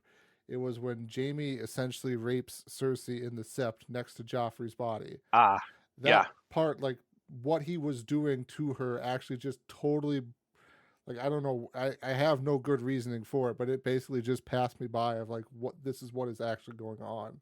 So when we actually talked about it, it's like, oh, okay, yeah, I am an idiot. This is now all just kind of hit me. I'm going, oh, yep, okay. I understand the impact now of that scene a lot more. Gary. The Grand Maester Pycelle's fake hunchback. it's not even really fully talked about, but like he's in the room with a lady, and all of a sudden he walks towards the door, and all of a sudden like at the door he like hunches over quick and then like opens the door, and it like he changes his gait, and it was just something that like you don't catch the first time, that like he's only like not hurt in this like very small scene in the entire show. All the rest of it he just walks around with a hunchback. So the other detail I missed was a lot of the intro details, and the small changes in the intro.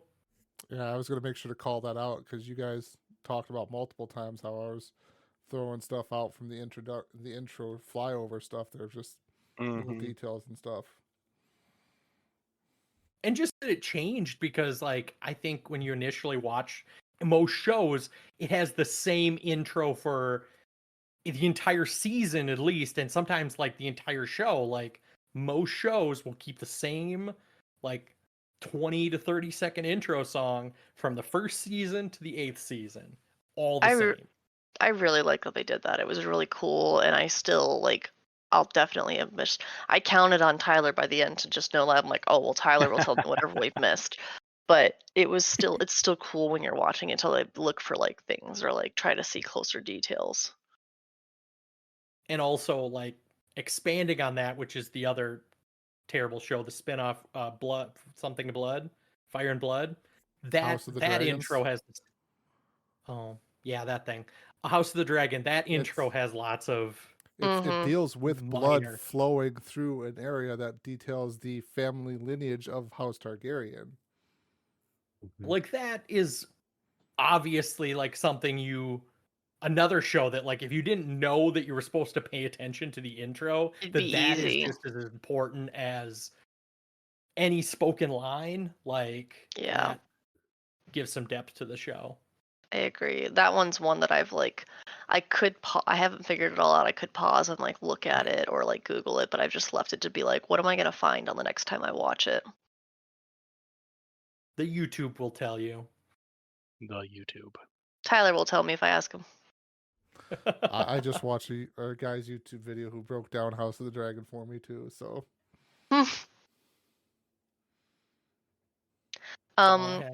Who's next? I had trouble with this one because there's a lot of different things that I've little missed. I think the biggest thing that jumps to mind is like all the things with Dany that I was like, no, Steven, there was no signs until the last season. No.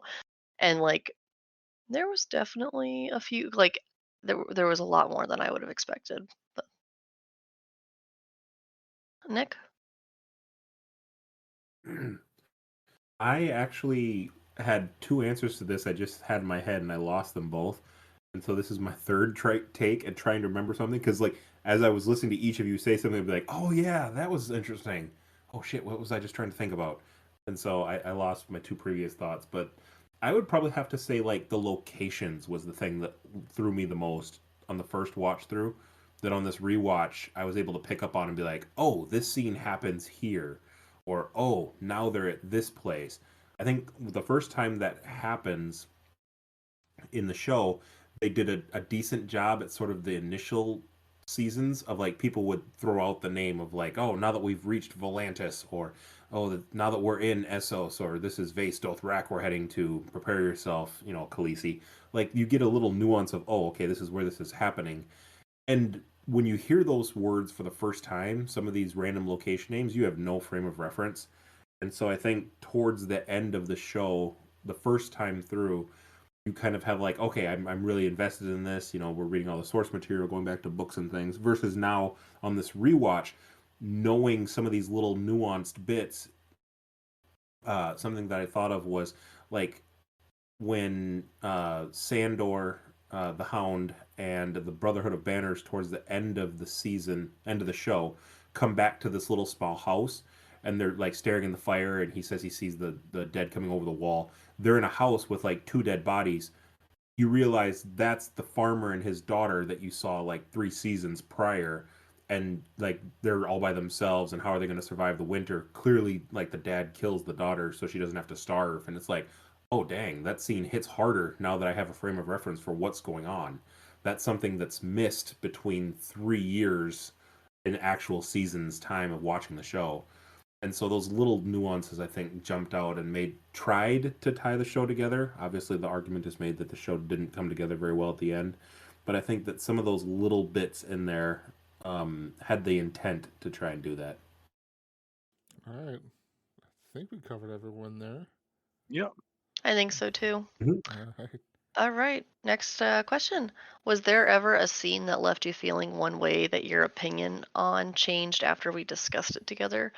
I can throw this right out there. There was plenty of scenes that did this too. That like I would come thinking this, and then you guys would all say these things, and I'm like, wow, those are actually really good points. But I can't for the life of me remember any, so I'm eager to see what you guys have. Nick. I learned a lot about the sword ice.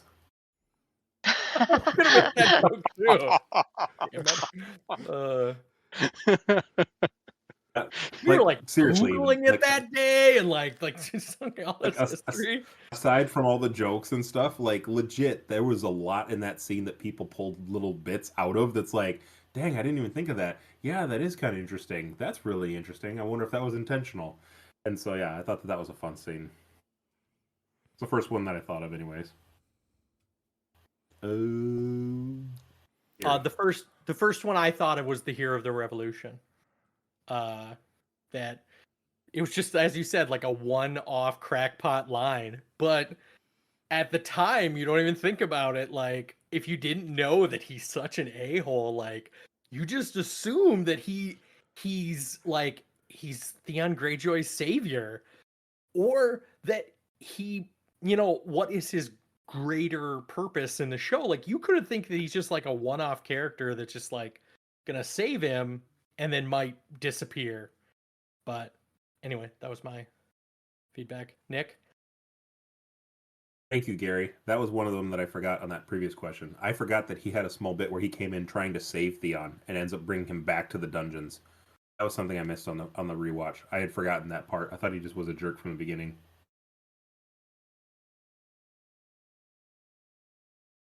Tyler? Do you have one, Armando?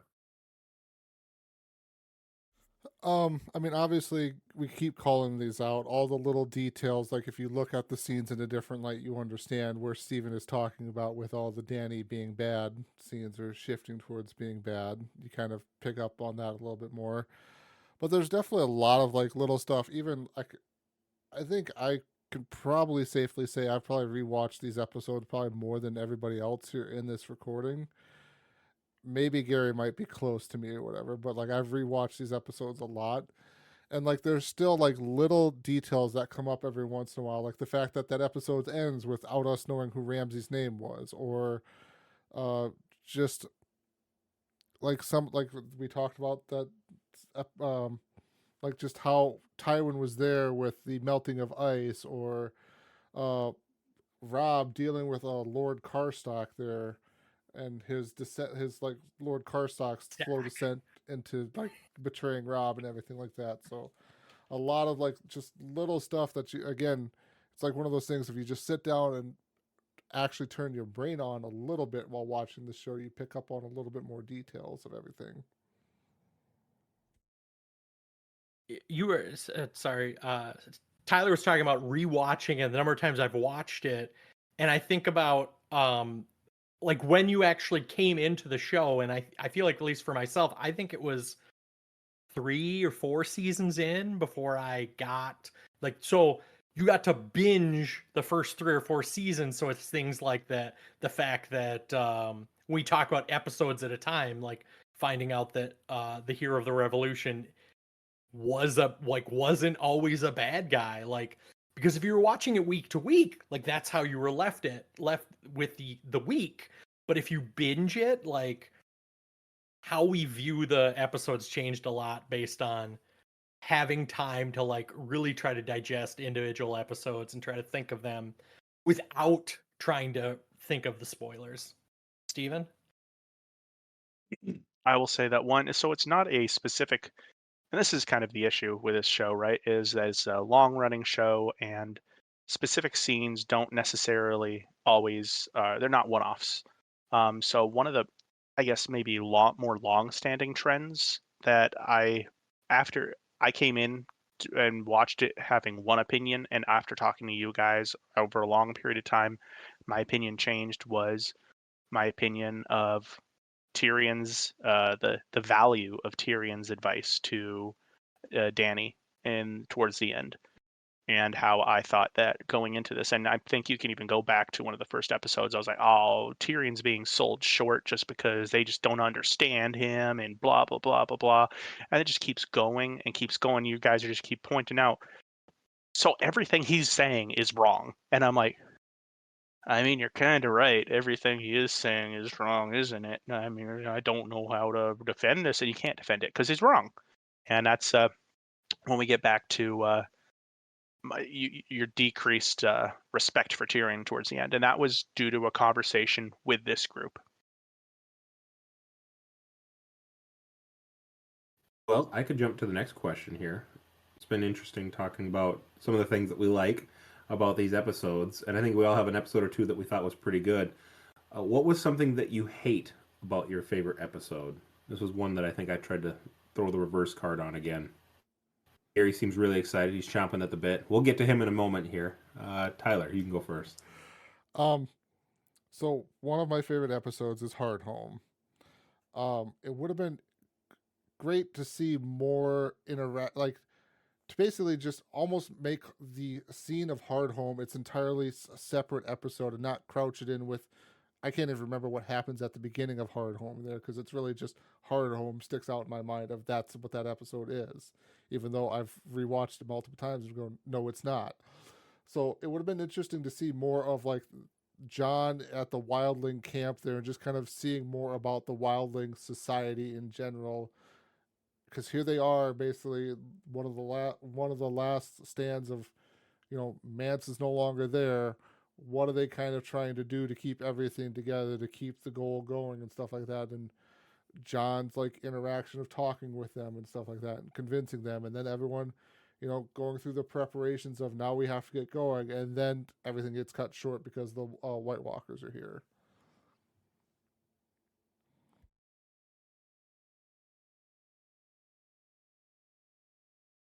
I couldn't think of an episode right away because I didn't read all the questions.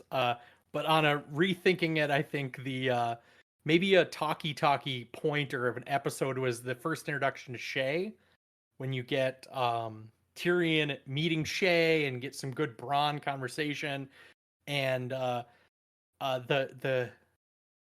something in a honeycomb, something in the a joke. the brothel with a jackass and a honeycomb. Yes. I think that was a good episode because I think it brought in Shay, and it kind of diffused some tension of like, obviously he thought he was going to die, so he's just like, whatever. And I think it brought some good interaction between them, but I think that some of that conversation was a little forced and seemed a little weird. Like, there was good character building, but like some of that conversation was just weird. You said the least thing I liked the least. I really enjoyed that sort of stage of Tyrion, where also you get to hear the first time you get to hear about how he got married the first time. So, but I think that story could have been broken down a little bit differently. So, Nick? For me, an episode that I really liked was Hard Home as well, just because it's so gritty and it kind of comes out of nowhere. It's also the first time that we really see the true power of the Night King, and I think that that's something that I really hated, because I think the premise alone that they can't die, and that they just keep coming, and they're like the inevitability of what they're facing is torturous enough. The fact that he can resurrect the people who they have killed, I think just adds a whole nother level of like, oh, come on. Like, how terrifying does this have to be? Like, how overwhelming the odds. When I first saw that scene, you just have these moments of like, okay, people are dead. That was terrifying. That was brutal. Their story is ended. to know that like the people you kill that get killed, not only do you lose your friends, the people you're familiar with, but that they're now your enemy and you have to brutally kill or dismember your own friends in order to try and stay alive. That's the part that I think was really terrifying for me. And so I just thought that was something that I disliked, something that I hated, was like how vicious a cycle that even you can't even properly mourn your dead, you have to burn them. Amanda, did you have one? I really liked the episode when they were getting ready for the Battle of Winterfell. I loved how they did the preparation for it, and like it's not just, oh, there's a battle. Like there's a lot more about like knowing a battle is coming, knowing there's a good chance there's a lot of people, including yourself, that aren't going to make it out alive. They did a lot of that. I really loved the conversation around the fire. Brienne gets knighted. It's wonderful. But I hate in the beginning, this is just a annoying thing to me, that how Jaime gets like grilled by Daenerys, and she is so annoying about it. And Mhm. while I do admit, as literally being from the other side, he's in enemy territory, of course they weren't just gonna be like, oh, absolutely, come on in. But the way she goes about it, it's not even her place. It's not even her castle. And she is sitting there being like, oh, and yet you're here. Like he's not even Cersei. What do you want from him? And I don't know why that annoyed me so much, but it just bugged the hell out of me. Probably because by this time in the series, I knew what was coming, that we could no longer deny it. We've seen the twist, and Steven can sit there and tell me, I told you so, I was right all along. And I was just like, shut up. We're gonna have to deflate Steven's At that point- ego before the end of the podcast here for sure. Yeah. Please Yeah, don't. I'm deflate liking it. this. I feel like also like you knew that was coming, like, so yeah, I think it was probably a little excessive that like he went north and you know that like that he had to swallow his pride, and then yeah, the show just decides to like just beat him with a stick for like 2 to 3 minutes for absolutely no reason. Nick? That's actually a really good point to bring up. I mean, like, they had agreed that they would come help fight the North. I mean, what would have happened if Cersei, who's queen, shows up at the head of her army and says, all right, here's our allies. But now Cersei's standing there next to Jaime in front of her. Is Dany going to grill Cersei with all the atrocities she's just done? I mean, that was the whole point of them sitting around at the dragon pit and throwing accusations at each other to say, we need to put these behind us. This is what we need to do now. You know, why Hey, that is would have been a cool plot twist. Like Cersei shows up and Dany all of a sudden has to like decide, do I just throw everything away to kill my enemy right now when I've got her? right?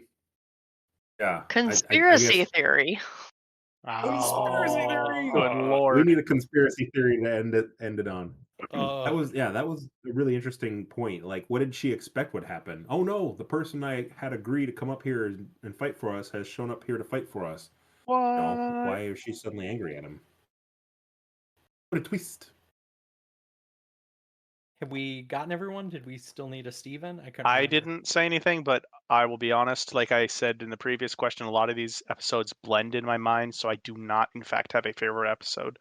And I kind of cut and paste them throughout my memory, so I don't really have a major negative for a major positive in my head. Okay.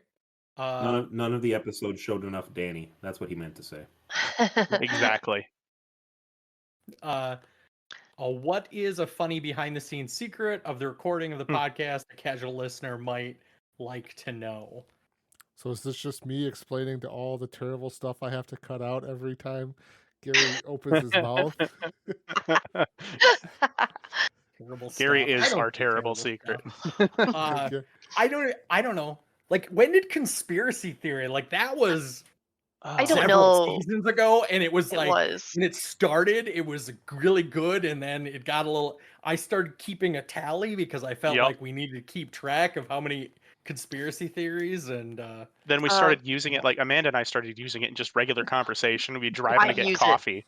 All the time. I do it all the time. There's some building that we drive past that we have no clue what it is, and I am always like, conspiracy theory number 12. And I use it at work, and they don't know the what it is. worst. But It's the Steven, at absolute least, worst. I get a beautiful roll of the eyes when I say it for him, at least. Uh, And I don't know if that's at my conspiracy theory or if it's because it's from you, as a quote from you, Gary. I don't know. I think it's a funny phrase. It is. It's great. I do love it, Gary. It was a great contribution. yes. And there were some pretty hit and miss, I'll admit. Like some of them, some of the Hit? conspiracy Some. theories, I think they're all miss, Like, but whatever. some of them are like 5-star crazy awesome, like good laugh, and some of them are like, I think I might have gotten a like, oh well, that is moderately plausible. And mean, some I are will just like admit- ice went off the rails. There were a couple where we had to Tinfoil pause and hat. think before we just said no. But Nick, One of my favorite little behind the scenes is all the B-roll bloopers where we do an amazing intro and then Oh, Gary God. goes last and just derails everything and Tyler has to restart the recording. I forget to record. Or yeah, that's what I was thinking. Yep. You forget to record. yes, but like a half an hour. Yep, We we did. lost Like, a half we an were hour of time. we were way into a conversation. we had It's like, some gold oh, too. Like shit. it was some good ones. Yeah. It was a weird experience to like repeat an entire like half an hour that I think we got down to like maybe 15 minutes. Yeah, we cut out some. Another thing is just the simple. We've kind of figured it out. I don't even know when this started, but like when we're trying to say I want to be the next person Yep. to talk, it's holding up a finger, and then we go 2, 3, 4, 5, whatever in the order of everything we want to do. I don't even know how that got started. It's just all of a sudden. I mean, it works great because we're recording this over Discord. It would have been great to do this last episode in person just to see how that would have actually changed everything. But It would have been Yeah. more it's in chaotic, Discord, honestly. and we don't want to talk over Yeah. one another here. So But also when you Might have guys are been- like fighting over who's next, so you're both sitting there like shoving your hands into the camera, like, no, I'm number Right. one. There's emphatic, like everyone's staring at each other, just going. And then if I'm not paying attention to it, I look up and there's 3 of you holding up number 1, and I'm like, crap, so I have to pick one. It's always the wrong one. Because I'll just arbitrarily pick someone, and others are like, oh, he was definitely not next. I think it came around the time Steven and Amanda joined because it was just the three, me, Nick, and Tyler, like season 1. Like it wasn't that hard to figure out who was next. But also Nick is constantly like his video will sometimes freeze. Lagging. So he'll have a finger up, and I'm like, no, Nick, I was here first. Like, you're just a little behind. And then by the time Gary puts his finger down, Nick's video is caught up, so he has put down his finger as well, and now nobody knows who's next. It's just hmm so there are these side I will not- conversations going on by sign language, basically, as we're talking and discussing all these things. I will not deny I have the worst IT setup. And like, sometimes you get so focused on doing that it derails the conversation, and then we all end up being like, wait, what were we doing? Yeah.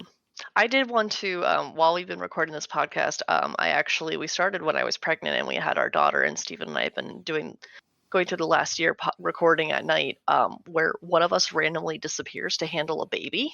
Mhm. But If you noticed, I did not answer question 12 or 13, no, it was 11 or 12 because I was not here. so, I was super but sad we didn't miss the warfare question while Nick was, where Steven was. Oh, I would have been gone. Like, upset. I was thinking that while I was putting her to sleep. But I did have an Oh. especially interesting one where at one point when I was feeding the baby, at some point, all of a sudden, Steven just starts roaring with laughter in the other room, and I can hear him. And I didn't bring my headset in because it's got like lights on, it's glowing. Like I just disappear quietly. You guys all know. And I come back eventually, and you guys are all dying of laughter, and you're quoting something at each other. Some weird, I don't remember what the word was. Do you remember that? No. You were quoting something at vaguely her. remember that like Sounds Amanda came accurate, into a but conversation no. late. I don't know what it was about. Yeah, you're Probably quoting something Gary something said inaccurately. weird. Yeah, you were quoting some word and you're pronouncing it weird, and you kept saying at each other. And every time one of you did, the other 3 would just dissolve into giggles. And I was like, Is it "The Carl fuck did I Stark? Was it Carl Stark? No, it wasn't. I Kostak. don't know what it was. Kostak. I wish I Kostak. wrote it down because it- I was so lost, and I didn't want to be like, can like be explained what's going on? Was it So, you- and Yoruba? you You referenced. Usurper. Oh, that was Usurper. it. That might have been Usurper. it. And like the next episode, one of you said it, and the others again just dissolved. And I'm like, I still don't know what's happening. And I was like, I'm just never. And you kept doing it in future random ones too. I mean, Nick has a sticky note with that one on it. Mm-hmm. I was like, Yeah. damn, I missed it. So Oh my occasionally, gosh. Steven or Amanda will disappear for a little bit. Occasionally, Tyler will disappear with the dog. Yep. If I disappear, I'm probably eating. Yep. I'll just sometimes just stand up and I'll just leave the room. I was like, I'm just gonna get food. So, like, legit, you're just like over there eating chicken wings at like 2 a.m. while we're Oh my recording. gosh, chicken wings are so good while podcasting. No, my comment was just, since it's behind the scenes, my comment was just all the random notes that we have, because no one can Oh. see that in the podcast. Yeah. But yeah, like, spot on, Gary. If like, I'm out with my dog and Tyler will disappear, or Gary's like wrap up that it was originally spelled R-A-P. Yes. Gary, Because I'm just talking and talking and talking. He's like, "Shut up, Nick." Gary, Wrap up. so I am 21 here, so it's like one inside joke a casual listener might like. So let's start off with Gary. For the recording, what signs do you have printed Yep. off at your desk? I want to hear them all. And they've expanded greatly. Like Yeah. sometimes He I'll went just through like them in his intro. I went through the best ones in the intro. I'll sometimes just like step away in the middle of an episode and start printing them. So Steven's favorite character, which is just anytime Daenerys comes up, you're overthinking this. I need to I want to fix the the spelling on his signs, but that's okay. I spell things wrong? Who knew? No. No one cares. Be better. I don't use no one cares or be better that often. You use no one cares when I'm talking. Oh, okay. Probably one of the first ones was a Nick on one side and wrap it up on the other. Also, Except these aren't even like good cards. It's like an 8.5 by 11 sheet of paper that I print the first thing on the top, the second thing on the bottom. So one of them is upside down. So we have to back it up too here. That's your second wrap it up sign there, because your first one you spelled wrap R-A-P. That's what I said. I love and then that. Wrap it up. He reprinted it too, because like he just wrote in Sharpie the W in front of the R at one point. And when Oh he would hold yeah, up the I sign, saw that. We were talking how it looked like I the don't know. old I think I WWE drew that logo. Yeah, WWE logo. I have one that just says poor writing. Question mark. Question? Poor writing question mark. And then Which is- book question mark. Which are both valid ones. I mean, yeah. Yeah. Because usually in the early seasons I was like, okay, we're talking about this. I was like, is this relevant to the book? And it's like, is this just bad writing? Right? Yeah, we'd be discussing something like super in depth, and he just put up a thing like poor writing. I'm like, yeah, it is probably poor writing. Yeah, I think a couple times I've seen Gary sit there listening to us, and you see this frown form on his face, and then he holds up book, doesn't even have to say anything, and then Tyler or I or Nick just jump in to be like, oh yeah, this is what the book says. He didn't even have to say anything. He didn't have to wait a turn. He just threw up his sign. You said duty, which is literally, it was one particular episode. I don't remember what it was, but we were talking about it was their duty to do this, and their duty, and I was just like, you said duty, and I don't even think I got it printed until the end of the episode, until it wasn't relevant anymore. But I don't remember the use said duty sign. It was Jon Snow. We were talking about Jon Snow and his conversations with Daenerys, and how was it Love his is the death duty of to? duty. Yeah, it was. What is his duty here? Who's his duty to his people? Is his duty to? And this happened. Yes. Can we move forward? Which is obviously another very late one that I don't think I've ever used. I have the Boo history. The Boo history has been a long, Boo history gets a lot of work. Got a lot of usage. And on the back of that, that's what she said, which is actually very hard to find that sign and then grab it before somebody else is significantly further along. Another one that came up very useful, Steven's big words. So anytime, if you just hear Steven say something and then just lose his train of thought, it's because he said one word and it's just a little bit out of my grammatical knowledge, and I was just like, nope, Steven's got a big word, whatever. Ostracized was earl- the what case today? No, acumen. Earlier this episode, you said their acumen, and I see Gary immediately frown, and then he he mouths the word acumen, and then you said it again, Steven, and again he went acumen, just mouths the word, and I was like, we're gonna get the sign. I can't wait. Like I didn't even hear what you said, Steven. Veneration. I had to Google veneration, which is great Veneration. respect or revenance. So yes, Solid word. sometimes I'll put up the sign, and other times I'm just like, okay, I haven't got the sign quick enough, so I was like, let me just go look up the word and save myself. Anyway, Yeah, you'll see it's just something- Gary pushback every once in a while. Just go, hey Google, what's blank? Yes.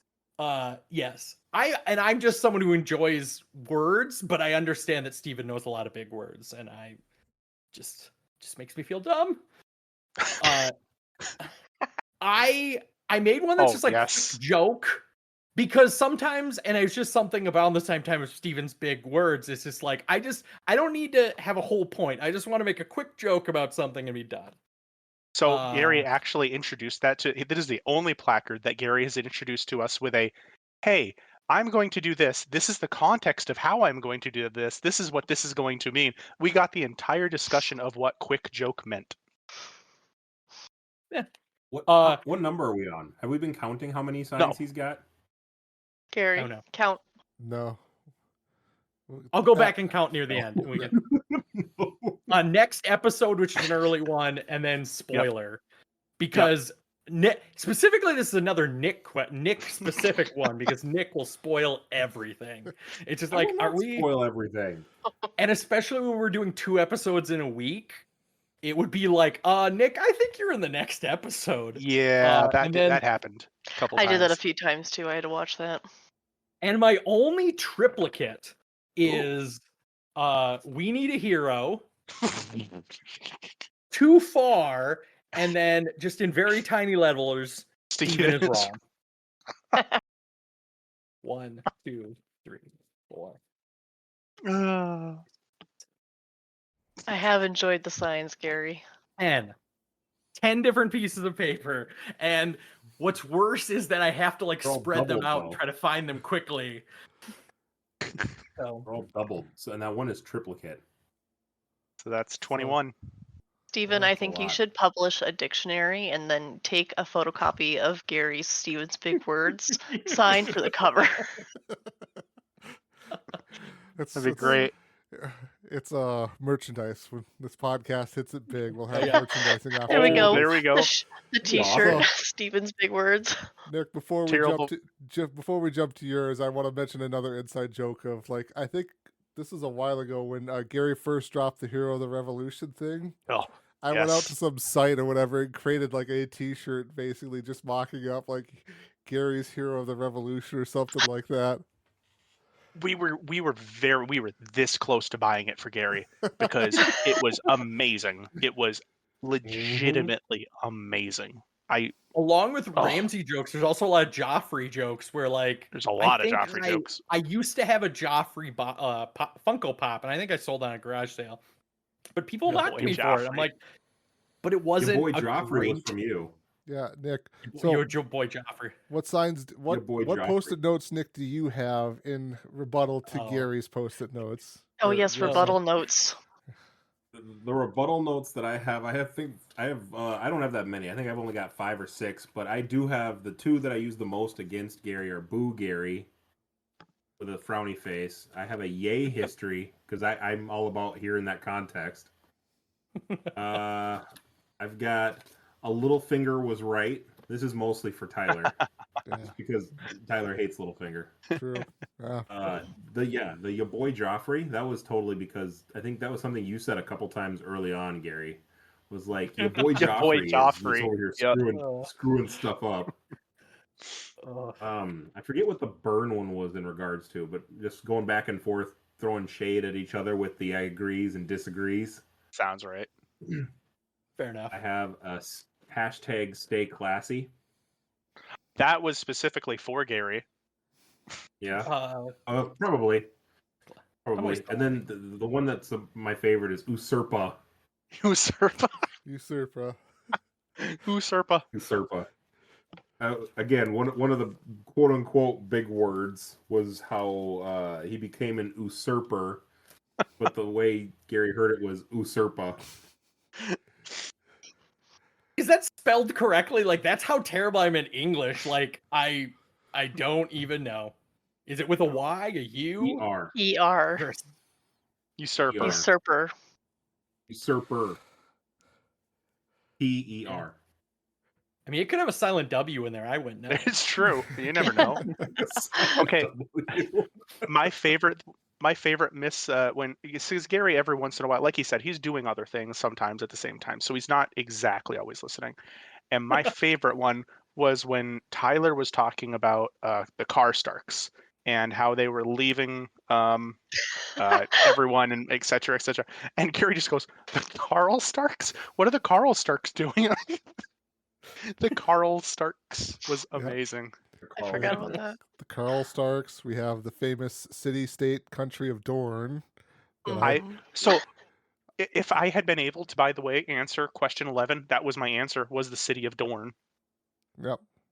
Two other people. We did picked reference City of it, Dorne. yeah. Yeah. Good. Honestly, we missed that as something that we didn't catch the first time around. Like, I Oh, yeah. Ooh, That's true. did That's a not good catch point, yeah. that literally. That's true. had- That's a good point. Did not have very Mhm. good context, and that the map. It's just a map joke in the intro, wasn't it? Like, Yeah. Yeah. it literally is a dot on the map, and It just unless says Dorne. Yeah, I didn't Dorne. catch Yeah. that until until we were doing this recording, like this podcast, and I happened to just be browsing the Reddit, and I was like, came across one of the Game of Thrones subreddits. And I was like, holy cow, this person is right. This is just Dorne is a country, and yet they mark it as the city of Dorne here on the map. City of Dorne. And then the it's- other yeah. great inside joke, as we mentioned before, is just the hero of the revolution. We basically took that just throw. I don't even know if it was a throwaway thing from Gary there, but we basically just took that and ran with it the rest of the time we talked Mhm. about Ramsay. I think it just got such a good laugh because it was right at the end of the episode of like, oh, well, who's this guy? What's going to happen? It's like, well, for all we know, he's the hero of the revolution. He's going to turn the tides of battle. And then it just kind of stuck because like, it's just, and I think I was very adamant that it was to the level of conspiracy theory that Well, he. And also, like, you chose a great title. First of all, it was a good title, but also we didn't know his name, so I think that also kind of helped us like be like we can't spoil it, even though we all know what it is. But we're like, oh, who is this? This is the hero. So I think we had to say it for another episode or so because we Because were he like, was. well, And Gary sorry. started this, and we're honor bound to continue this. I feel like. And he was saving what's his name at the time. That's why he was a Yeah, hero. He was. And now I can't say Ramsay in my head without hearing Gary's voice go, "You mean the hero of the revolution?" Yeah. It was a fantastic title. It really was. I would be hard pressed in an alternate reality. Give me 100 alternate realities. I'd be hard pressed to get a better name for him in any of them. Mm-hmm. Well, yeah, because after that episode, it makes absolutely no sense, though. Like, Yeah. it makes absolutely no sense going forward. He's torturing people, Episode. killing people, flaying people. The hero of the revolution there. Yeah. Oh, Well, I guess any other casual jokes? Tyler and Nick love the Lord of the Rings, and I like to mock it. I love that is a Batman good point. Lord of the 80 Rings is the best thing on the 89, earth, and Gary is a heathen. and Tyler is Oh, wrong. Gary. Yeah, Gary's constant Steven- mocking of the only good return is of the Jedi rather than of the King. I will say. I was also gonna. Oh, sorry. Tyler. I was gonna say one other slight inside joke, and we'll talk about it. I think with another question that comes up here is just we reference it every once in a while. The ice sword conversation there that we had. Good lord! Like I said, we'll talk about that when we get. I think it's like 23 is where that question will really fit in real nice. But that's become just kind of an inside joke of whenever we're talking about rambling on for a really long topic there. Well, Steve, the other, it's like, Steven, what did you major in college? political science. Yes. I put it that Stephen majored in political science, and it shows. That's hurtful to me right here in my heart. I'm patting my Your heart right heart. now. If I had a heart, so If you I'm had- fine. Well, on the flip side, if I was using all these political science-y terms or war things, it'd be like, oh, well, Gary must just really like war. Like, Gary really is into World War II German history. We got to start watching him a little bit. yeah. I like how when you asked Steven that, like, his eyes kind of narrowed and you saw him take like a mental breath to be like, why? Yeah, that Is was this a a trick question? Is this a trick legitimate thing. question? Like, wait a second, what am I walking I into? wrote it down, and then I was like, I better double check to make sure I'm not completely off base. He actually majored in animal science. Right, Animal husbandry, probably. underwater basket weaving, guys, get it right. Come on. Yeah. Anyway, that was the last inside joke. We had a strong set of memes that were shared on the Rewatch podcast on Discord for a while about General Sherman, didn't we? In regards to Oh, burning Atlanta. Danny Yes. Oh yeah. marching down to Atlanta. When we were That was talking probably about where Danny Boo freeing history- his slaves, That was probably a pretty good reference of when Boo History Sign came, because like probably yes, true. they went like all out, and I'm just like, what do you even I don't even know what they're talking about. Like, I am so lost.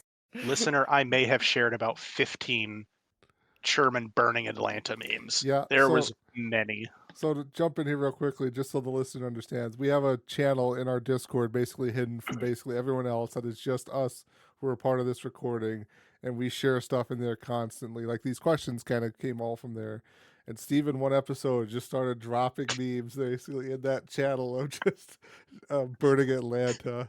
So as the thing is going on, I'm just getting pings in my hair, my earphone. Yeah. Ting, ting. You're like, what the heck? There's that one in reference to Danny just burning everybody at the stake, where Steven posted one that was the car salesman who slaps the top of the car and says, "You can fit so much." He says, "You can fit so much fire in here," and it's like a picture of the South that General Sherman's just roasting. That was a good one. I'll look them up now. Where are they? Also, yeah, other things that are in the Discord chat is some AI generated images. I just have Okay, to you scroll gotta back. explain that. Yeah. Disco Ned Stark, which, and then I think Amanda. I think there was a day where like Steven or Tyler was playing with his sword. He had his sword out. Nick had a sword out, and Steven had some other weapon out, and I just like have a fingernail clipper, and I was like, I don't have any sharp knives in my house. Here's a fingernail clipper. So, yeah. Oh, yes. Yeah. So there's like this weird. As the episode was recording, Generated we're photo. sitting here trying to create random AI generated art. Yep, I see. Oh my god, I see all these now. Oh, I forgot about all these. Yes.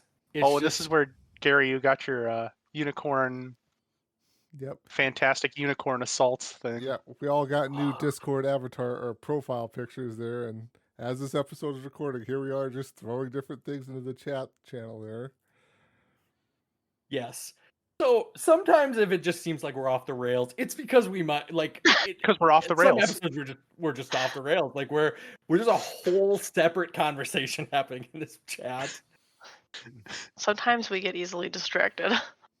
Shiny There's objects. been some other Yes. random conversations we've had in that I can't remember what it was. It's like yeah, catching that Nick's mic would have a pop, or like just all these random things. Cow.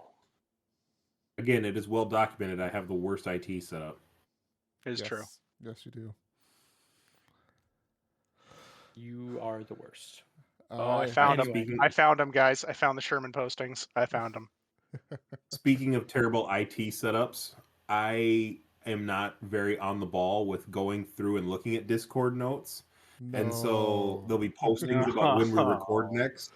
What? And then there'll be like at everyone, and then like 3 at Nick question marks where I mentioned to make sure I make sure I read the post of when we record next, because I'm not on the ball of reading those. That happens quite a bit. Yeah, I definitely haven't had to send multiple messages through multiple different services to try and get an answer from you. Definitely hasn't happened. No. Also in the Regret nothing. Discord chat, there's all sorts of Joffrey action figures and Ramsey action figures. Yeah, Oh, there we're- were some weird figures that I would prefer not to talk about ever again that we found. we were looking up some random stuff on YouTube, I think eBay there, just kind of what figures were Yep. out there and everything. A Ramsey Bolton gold card, like a trading card. I'm like, okay. Anyway, Oh. we do lots of yeah. Well, I'm going to move the conversation on real quick to a Okay. question that I don't understand. Who do you think agrees with Gary Winter? Sorry, I can't actually say the question. Who do you This is think not one the that I wrote. agrees with Gary Okay. Winter is? The emphasis has to be on the right word there. Who do you think Okay. the agrees with Gary Winter is? So I have 21 signs that are things, and then at some point, Oh, I get it. I made an agree. I Okay. specifically made an agree. Steven agrees with Gary That sign. one. I made it because it was just fun for me. And then I was like, okay, well, now I have other people. So then I made a different sign that's Tyler, Nick, or Amanda agrees with Gary. So I'm gonna say it is Yeah. Nick. You had a whole whiteboard at one point. You did. You did. yes, That What was happened for to the the whiteboard? conspiracy theories. To keep track of what Oh. number Conspiracy we were theories. on. there's specifically conspiracy theories, Nick. You got to keep it straight. That's what's But ironically, once I started counting it, people got very, very adamant that they did not want to agree with me, or they wanted to tiptoe around the issue that they partially agreed with me, but in general, they didn't. I think as That is long a as true we statement. as long as we didn't say I agree with Gary, because I came Yep. up with some creative things of like those words Gary has said, I can be on board with. Oh crap! Also on here, speaking of like episode errors or issues, at some point we had an episode freeze, so I lost 2 agrees with Gary on a technicality. That's right. Because It was from me. the episode, the Tyler's computer froze, so I Yep. lost. That was agrees with mine Gary's. because it had to be completely re-recorded, so they didn't count, and I got They to don't count. redo it. And And you didn't agree. Okay. Yep. Okay, so who do you think won? And then I guess who do you think actually agrees with Gary the most? Nick, Nick. I think one. Yeah, I think Nick won. Nick won. You think Nick in general agrees with me the most? Also, I think Probably. I might agree with you a lot, I but I listed think it's also Steven. Nick. Yeah, I listed Steven because I feel, but I can hear you saying, like, immediately stop what I you're doing to avoid it. write down. I avoid it. Yeah. So I'm just I- gonna pick a name. so I Steven wins. Okay, Steven wins. Everyone got their vote. Right. Steven has 7 with 2 removed, so he should have 9. 7, baby. Tyler has 5. Boo. Uh-oh. Nick has Oh. 9. And Amanda has I 5. say tie with Steven. That's not a tie. No, you didn't. You didn't tie because Steven had 2 that didn't count. I want to point back to Tyler's verbal wordplay where he agrees but like doesn't actually say it. Like when you Wasn't said counted. that just now, I remembered how earlier in this evening you mentioned you said you're not in the same boat as Gary, but you're in the river. I just thought, I was like, yeah, what the hell was that sentence? So Crap, congratulations, right Nick. I'm glad that you and Gary agree so often and on so many things. Yes. I have to say, if I agree with Gary, does that make the transitive property that he agrees with me too? Technically, yes. That is technically how it works. That's how it works. I would Honestly, I think think- that makes sense to me, Gary. No. Democracy I sucks, think Gary. that Here you go. You Bring it in, guys, buddy. Tyler specifically would very much try to swing the river, being the same river, different boat. Also, I think over time, I just like I could only get someone to agree with me if I said a statement first, and then one of you answered after me. And I think later on in the podcast, I started taking the questions last. So I kind of sabotaged the game accidentally. That Or is a not. true You're statement. skewing, And I will say you're didn't skewing keep your own evidence. You didn't keep track completely all the time, too, Gary. I I'm would sure say Yep, that that's too, also because true. there's definitely times where I was like, Gary's not writing this down. When I first started doing it, there was probably a couple episodes where I was like keeping good track, and then I lost track because people stopped agreeing with me. Damn it!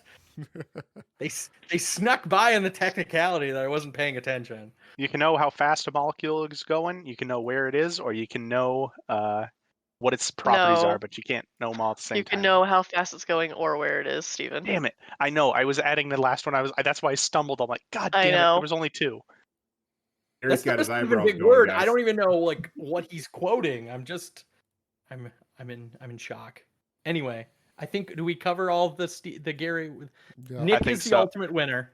Nick is the ultimate winner. Nick Is there is a the winner. prize? Is there a prize for Nick? There should No, be. there's no prize. There should be. The points are made up. Gary- The game is made up, and the He points gets don't matter. Extra Gary, scoop we of should get a- rice at a Who Hut. He gets a unicorn. He should get a unicorn. No, no unicorns for you. I just want the soundbite over and over again that I can play when we play online games. That it says Gary's Nick's the voice saying winner. Nick is the ultimate winner. Yeah. I'll see what I can do about that. All Send me right. that little sound. All right.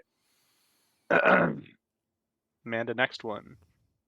Oh my goodness, is it my turn again? Mhm. Number 23. What was one conversation from our podcast that was a fun discussion and why? Tyler. Nick. Tyler. Yeah. It is for me like that 10 to 15 minute conversation we had discussing the symbolism behind of a sword melting. How we did that.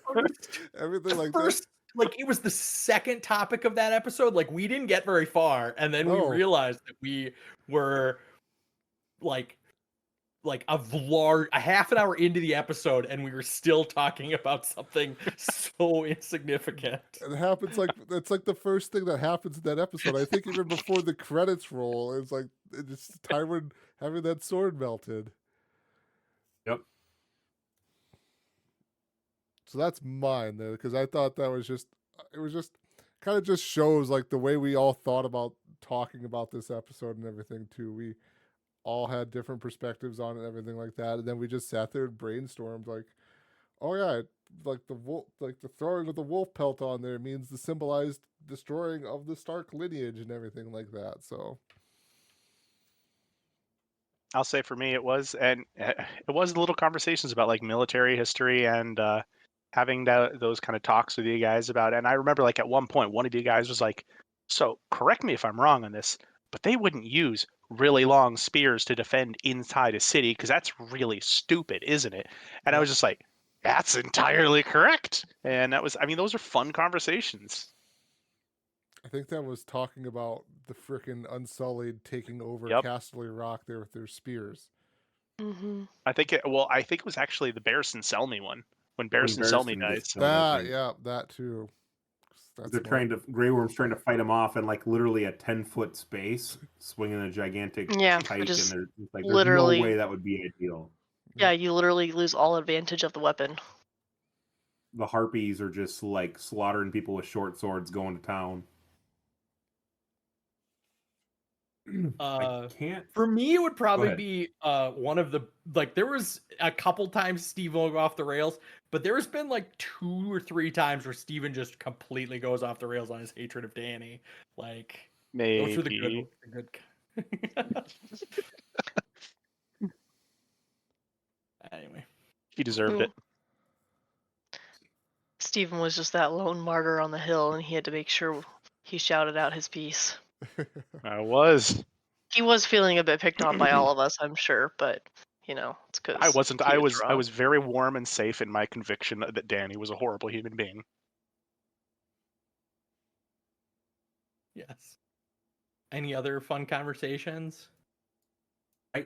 There was Just a because lot. I found out I'm the ultimate winner with the person who agrees with Gary the most.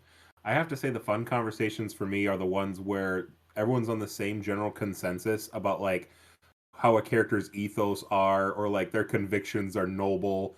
And then Gary's comments that always come out of the blue about like this person was a B character and a pathetic human being. That was Contrarian. yes. I that is really enjoy being freaking a amazing. Anytime he contrarian. does that, it's just like, what are you smoking? You could play devil's advocate very well. Like, I want to bring you into a school when they're learning about something and all the students are in agreement, and then Just I want drop you to throw bombs. that out there. Yeah. Exactly. Yeah. I hate general consensuses, so gotta Gary's like, I You gotta might take agree the- with them. I'm gonna change it for this. Loves know, to guys- watch the world burn. He's taking the very valiant opinion that we can't all be of the same opinion. There needs to be an outlier. Exactly. Gary will and find a way. sometimes they're really good outliers and sometimes they're bad. I will admit, sometimes you surprise me when you're arguing obviously such a wrong opinion and you will find a way to make it logical. And I'm like, I just need a minute here because I have to figure out how to because while Gary doesn't use logic to attack ours, I still feel like I have to use it to attack his. Right? Well, I think he uses I mean, logic to it. battlefield. I think that he A uses logic. twisted version. I think Gary has a very different perspective on some of these things, but I think his perspective was in general valid, which made it so much freaking harder. That was basically Steven saying he agreed with you for a second there, Gary. He just said your perspective is in general valid. That's really nice. Yeah. That was nice. Yes. This is why Sometimes Nick won. Yes. Also, sometimes it's just really fun to have you guys like very much on a train of like, yeah, what's terrible, and then just like completely just like spike the football in front of you. It's like, no, it's wrong. Gary's watching the chain. He brushes off his Yep. hands and he gets his stuff ready and just throws it out there. Oh my goodness. Oh, yeah. I think that's probably Alright. what would have been makes it more fun is that if we didn't have video, it wouldn't be nearly as much fun to like say crazy stuff and like make people roll their eyes, or Steven going off on some political science thing and me rolling my eyes. The video does make it a lot better. If anyone's out there considering doing a podcast, even if you're not going to make it video, like put it out on video, you should at least conference on video. It makes it a lot more personal and a lot more fun. Well, and you Agreed. can see each other's like body Roll of language the too. eyes. Exactly. You can see my roll of the eyes, Steven. You can see me when you start saying something and I suddenly realize where you're going. You can see me go like, oh my god, I'm gonna have to listen to this whole thing, aren't I? I can't just cut you off. Or I can see you guys flipping each other off when you decide that you don't like it. I don't know. Or Gary Alright. disappearing for food, or It happens quite a bit. Speaking of that, I'm kind of hungry. Maybe chicken wings right now. You got to start making food pretty soon now that it's later. You usually eat Kind late. of hungry. gotta get your podcast snacks ready. All right. Next question. What was one conversation from the podcast that was difficult and why? I wrote down the episode with Sansa and Ramsay when they get married because none of us even wanted to go there. Like we didn't even talk about it. Yep, Yeah. that's what I wrote down too. Sexual assault and how women are portrayed in this show were very difficult topics because I think obviously sexual assault is in itself horrible, and talking about it is difficult. And then there was also, I think I brought up a couple times how this show portrays, well, she's different and that's why she's good. And it's the idea of a woman has to be in somehow different from other women to be a good woman. And those are difficult conversations to have. I was just gonna say all the talk about war and strategy are difficult for me because I was just like, I know I just don't have anything of any like substantial value to add to it other than that's what she said jokes. So it's just like, do I just like I could just go make a sandwich, like come back in a bit. I mean, there were times where all of you guys would pay attention to something specific, and I'm like, God, I have nothing to add on that topic at all. Like, yep, I watched it. It was there. That's the thing. Yeah. Anything else on difficult topics? Otherwise, I don't really have anything specific. I know Steven and you and I had some probably interesting conversations about various topics that we just Did I not don't agree on. I don't even know if it wasn't agree on. We just didn't quite see completely eye to eye with what we were talking about there. We but- got Gary upset at us at one point for because we were just going at it about Yep. whether John was right or whether it was abdicating. Remember abdicating and how you hated the word abdicating? oh my god, that was the Abdication worst. That of was it. duty. That was a difficult conversation because I was like, I don't give a shit about abdicating, and you guys just keep on going back and forth about abdicating the throne, this or that. I'm like, who? This is semantics. Like, this is. I don't even care. Can I hold up Don't even Can I hold care. up a sign real quick? This is Gary's big words. Gary Big Word. Steven, you actually did have one sign at one point. It just said "No one cares." I thought you Yes. had a no one cares and you had a baby. Did you? Yeah. I don't Amanda know, had the baby one or sign. both of you had a baby. I had the baby sign. I don't know I where just- it went. I never had a baby sign. I just disappear. General. Yeah, like I would put the baby sign up so you guys would know, and then eventually, I think I just assumed you guys knew where I was going. It's So I just didn't- like the random look around. Like you two will just like both perk up when you hear something, and like the look across the room, and then one of you just leaves. Tyler usually has the dog walk in the room, so Tyler does one of these. I can't see. And Nick he just gets up and video goes. super frozen. But yes, I- seeing both of them like look one direction or one of them be talking and then the other one being like there's a kid, okay, whatever. Yeah, sometimes I used Steven to because he's a little bit closer, so he'll hear her before I do. There's a closed door, an extra door between us, and sometimes Steven will be or sometimes he'll try to signal me, be obviously licking off the edge, and I'm like, what do you want me to do? I'm talking right now, I So will say you're- though, we had pretty intense discussions, Tyler. It was It was good. that was we was- had some pretty intense discussions. It was good. I It enjoyed was. it. We never have to hear about abdicating ever again. Just you wait, Oh, Gary. yeah. just you wait. Saying you can abdicate your conversations about abdicating. Yes. No comment. It's forfeit. Question number 25. Where do you think the blame lies in how the show ended?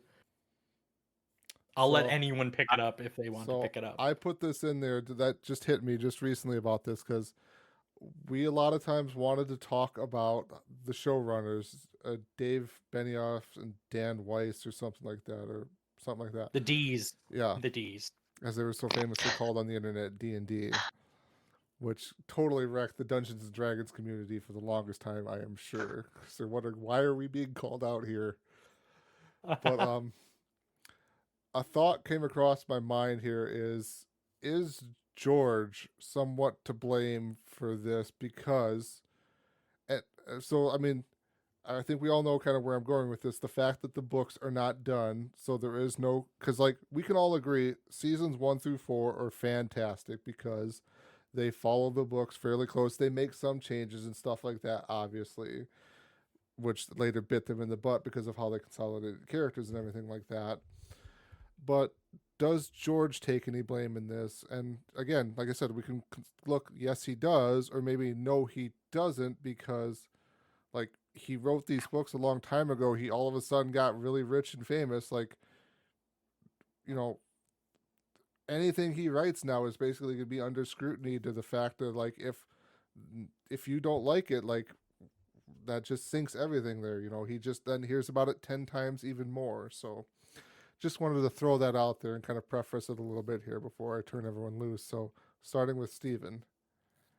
So I think in this order, I think it's a 3-part issue of what happened here.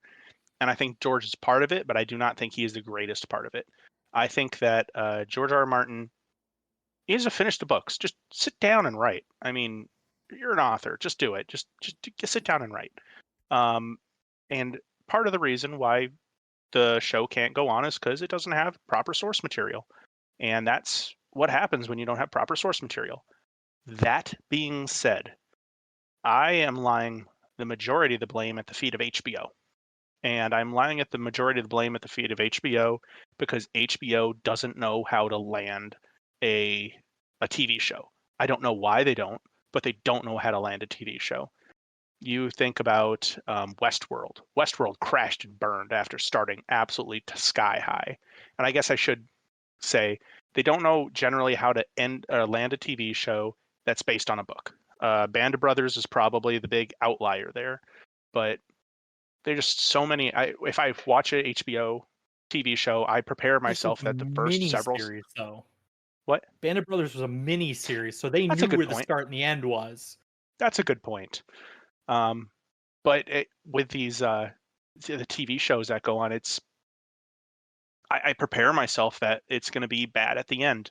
It doesn't matter who the director is. I don't know why HBO does it, because they're able to get so much talent out of their actors. If you look at where some of these actors end up after being so amazing on HBO's any movies, any shows, they kind of crash and burn outside of the HBO atmosphere. And I don't know why that is. I don't know how they're able to get so much out of their actors and still crash and burn on the landing there. So I play, and then obviously the showrunners and the producers, the people who have the ability to actually change things.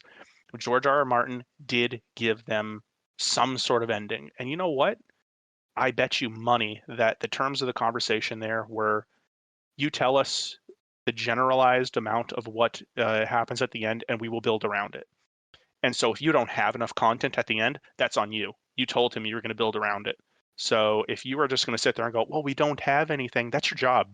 Go out there and build it. I mean, I don't know what else you want. I mean, but that's so like I said, I think it's 3 parts. Nick? I agree with that. I think it's very similar to what Steven was saying. I was thinking like the executive producers, the host channel, like all those different entities that would have the funds to be able to say, "Hey, writers, do you have a script?" and not review it or not think it's good or don't like it's pitched in such a way that they don't perceive there's any pitfalls and then green light it. Like Steven said, you need somebody who's going to be able to say, "Yes, go ahead and spend our money to produce it."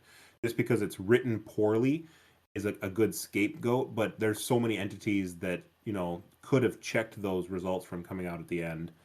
On the premise that it's generally poorly received, I think that there's a lot that could have been changed, but there's so many different checks and balances in a huge conglomeration like a multimedia entity like HBO where that could have been altered but never was.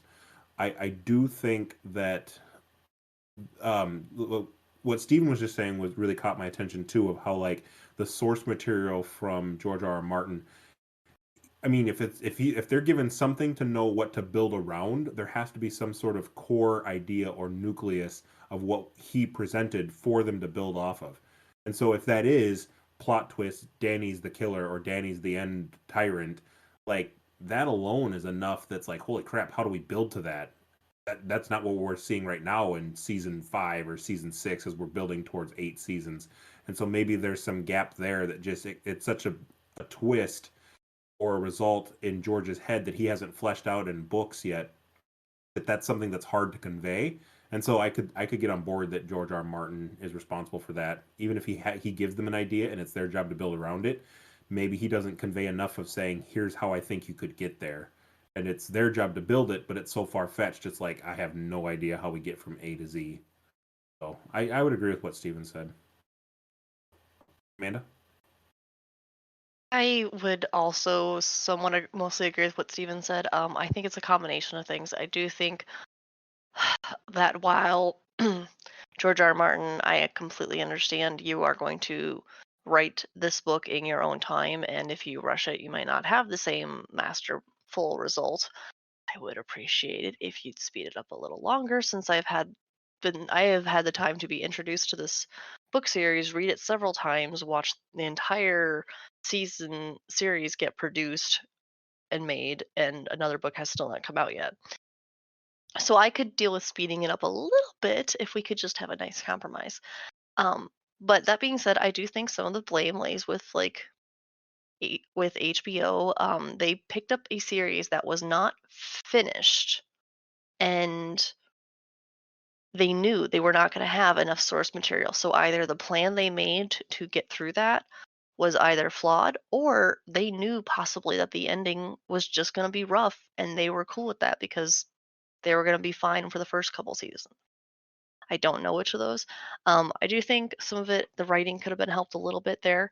I saw a lot of commentary after the season came out, the last season came out, about people blaming the cast and crew, and the cast and crew obviously reacting to that as like, hey, everyone worked really hard. Absolutely. The cast and crew worked phenomenally. The actors did amazing. No complaints. They really did. It's just the season, the writing was still rushed. They didn't have enough material. And I think that comes down to a lot of different things. And, in 10 years, if they decide to remake this, if we have another book by then, who knows? No promises there. Will they do the same thing? Will it be totally different? Who knows?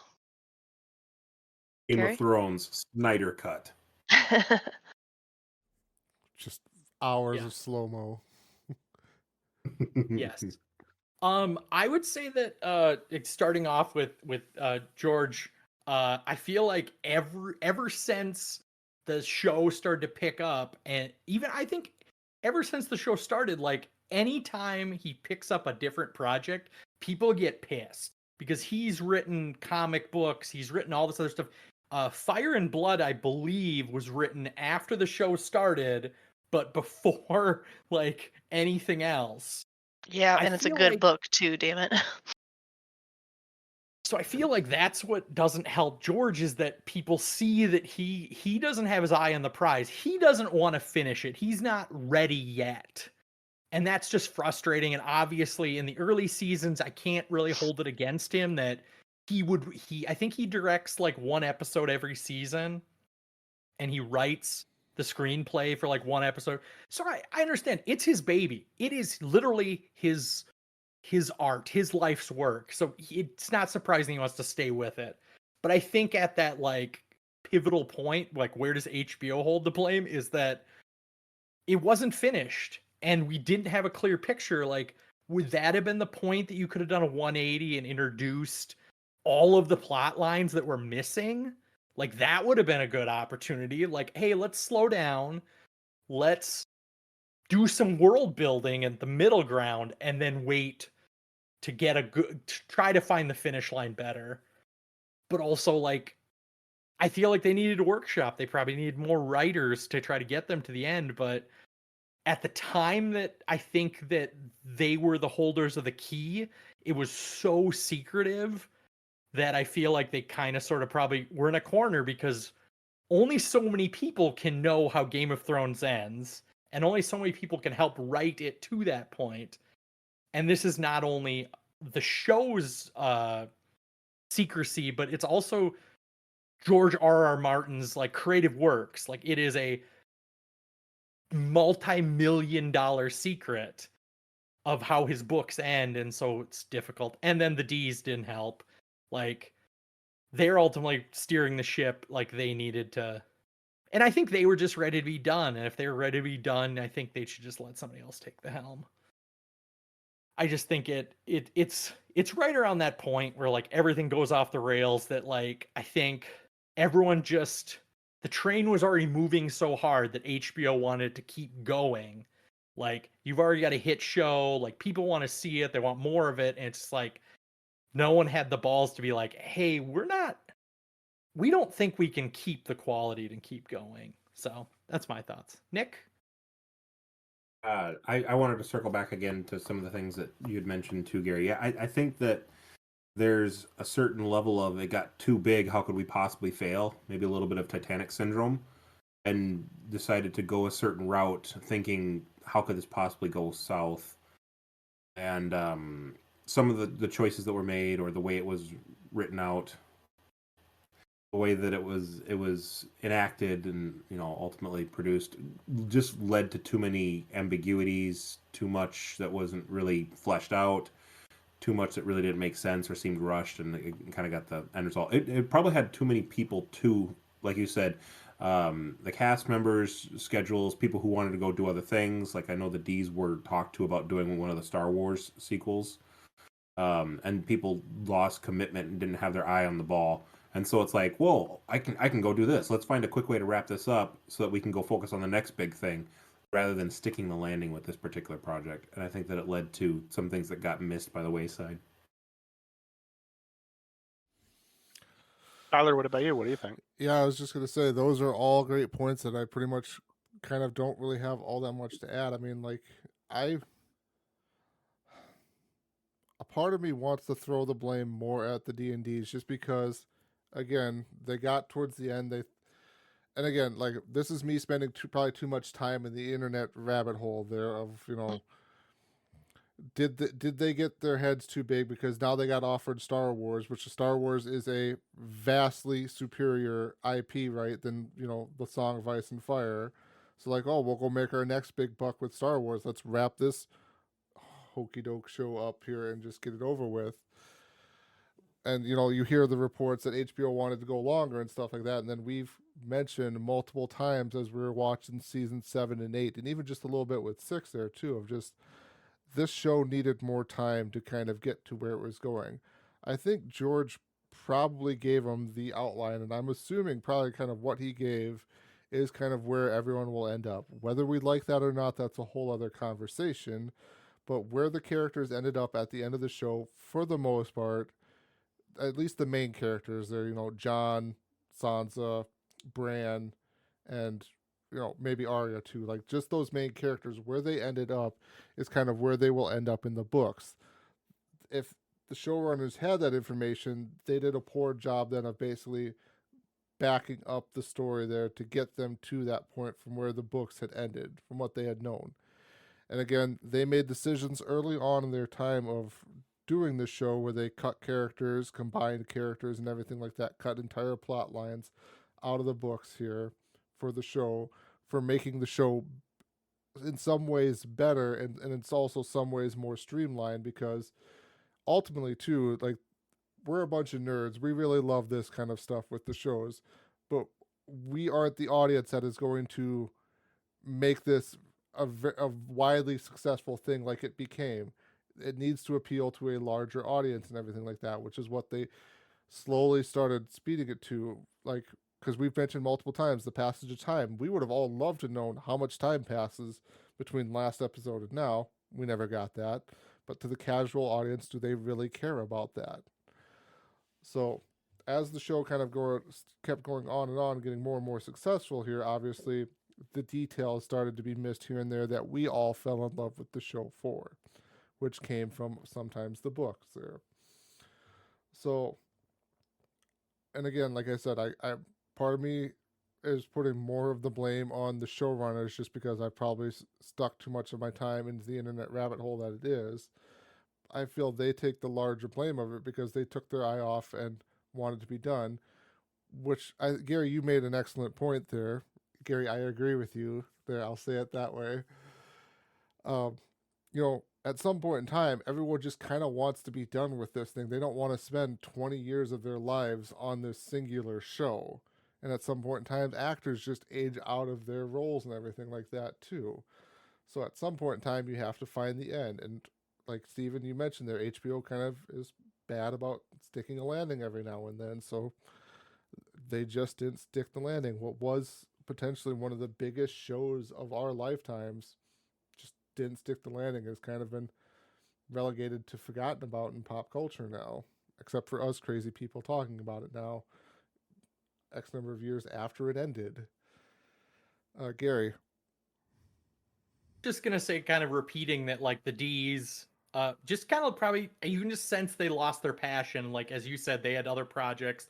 They wanted to go on to the next thing. And I think it just became noticeable that, like, the passion that they had for the show and that the deference they had for it, definitely, it just wasn't there anymore. And I guess in George's defense, like, maybe he just wanted to do something different. And obviously his fans did not want that. But, like, I feel like for the good or the bad, like, his life did become completely consumed by Game of Thrones when it became a worldwide phenomena, and maybe he just needed a reset. Like, hopefully he's had enough time to reset, and now the only time people talk about him is that he needs not to die. He needs to finish. He has to survive long enough for the books to be published. That's anyone's only goal for him in life. They You don't know, care how this they don't guy, care if anything he ends up like waiting another 10 years and writing a masterpiece, 100 years from now, they're gonna celebrate him as like just an artist that was not appreciated, and we had to wait for the proper masterpiece to come out. Oh, sorry, Steven, were you trying to say something? So I actually had 3 points. Two, I don't want to say refutations, but maybe just other points on what you were saying. First of all, Tyler, you said the this isn't really for nerds, which I would say it is, though. It is for nerds. I mean, that's what fantasy books are, and that's where this series started out, is a fantasy book. Fantasy books are written for nerds, and they're enjoyed by nerds, and that's his core base there. I mean, it hit pop culture status. Don't get me wrong, but your core base. Oh, sorry. Yeah, I was gonna say I probably misspoke there. Of like, yes, the book initially and the show initially was for people, nerds and stuff like that, but you're not going to reach the financial success just catering to that small core demographic the entire time. I mean, I don't know. Typically, yeah, I guess it's. I'm just thinking as a. If you're a fantasy writer like he is, it's just, I mean, who is your core base? And when you're getting down to your core base, not the people who enjoy what you do, but your core, that is going to be nerds. But my second thing was Gary saying that he just wanted to do something different for a while, and he got bored of this. Unfortunately, authors do have a fiduciary responsibility to their people who read their books. I know fiduciary is more of a financial term, but they have a. I just love watching Gary learn big words. I feel like you think they have a duty to them. I do. Yeah, that's where I'm going here. Yeah, they I wouldn't do say have fiduciary. Yeah, no, it's not fiduciary. That's a financial term, like I said. It's the idea is kind of the same, though. Fiscal responsibility. They have they have it is a responsibility, though. They are putting out these series of books, and that's why you have all these authors apologize for taking so long for doing their thing, because they know that people rely on them for these books and for this sort of content. They've invested a significant amount of time into this sort of content, and so whether George is bored of it or not, it's his job. And he does have a job and I would say, a obligation to the public to finish this, even if he's bored. You feel like once he finishes, anyone will read anything else he does. Like he literally will, as soon as he finishes, no one will want anything to do with him ever again. Like, not so sure about that. Nobody wants to hear the other idea he has. Like, so, but you don't need the other idea, right? You could just build off the same world. Tom Clancy did that. Tom Clancy built off spy novels to political novels to military novels in the same general world. And even, I mean, the character just changes from Jack Ryan to Jack Ryan Jr. It's literally Jack Ryan's son. I think Gary's got an interesting point, though, honestly. People worship the rising sun rather than the setting sun. Like, it's not the same. And that's a history comment for you there, right there, Stephen. I hope you figure out which historical character said that. All right, Hirohito. But that is interesting. Like, I don't think that George has to. I don't think he can be required to write it, because he's got rights to. But no.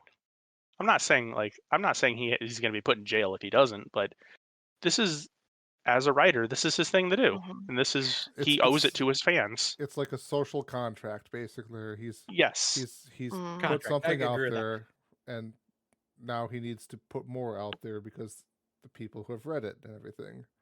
I would prefer it, of course. I'd love to lock the guy in a room and just have him write a book. On the other hand, I do want a quality product. So if he comes out after rushing it and it's not good, I'm going to be very upset.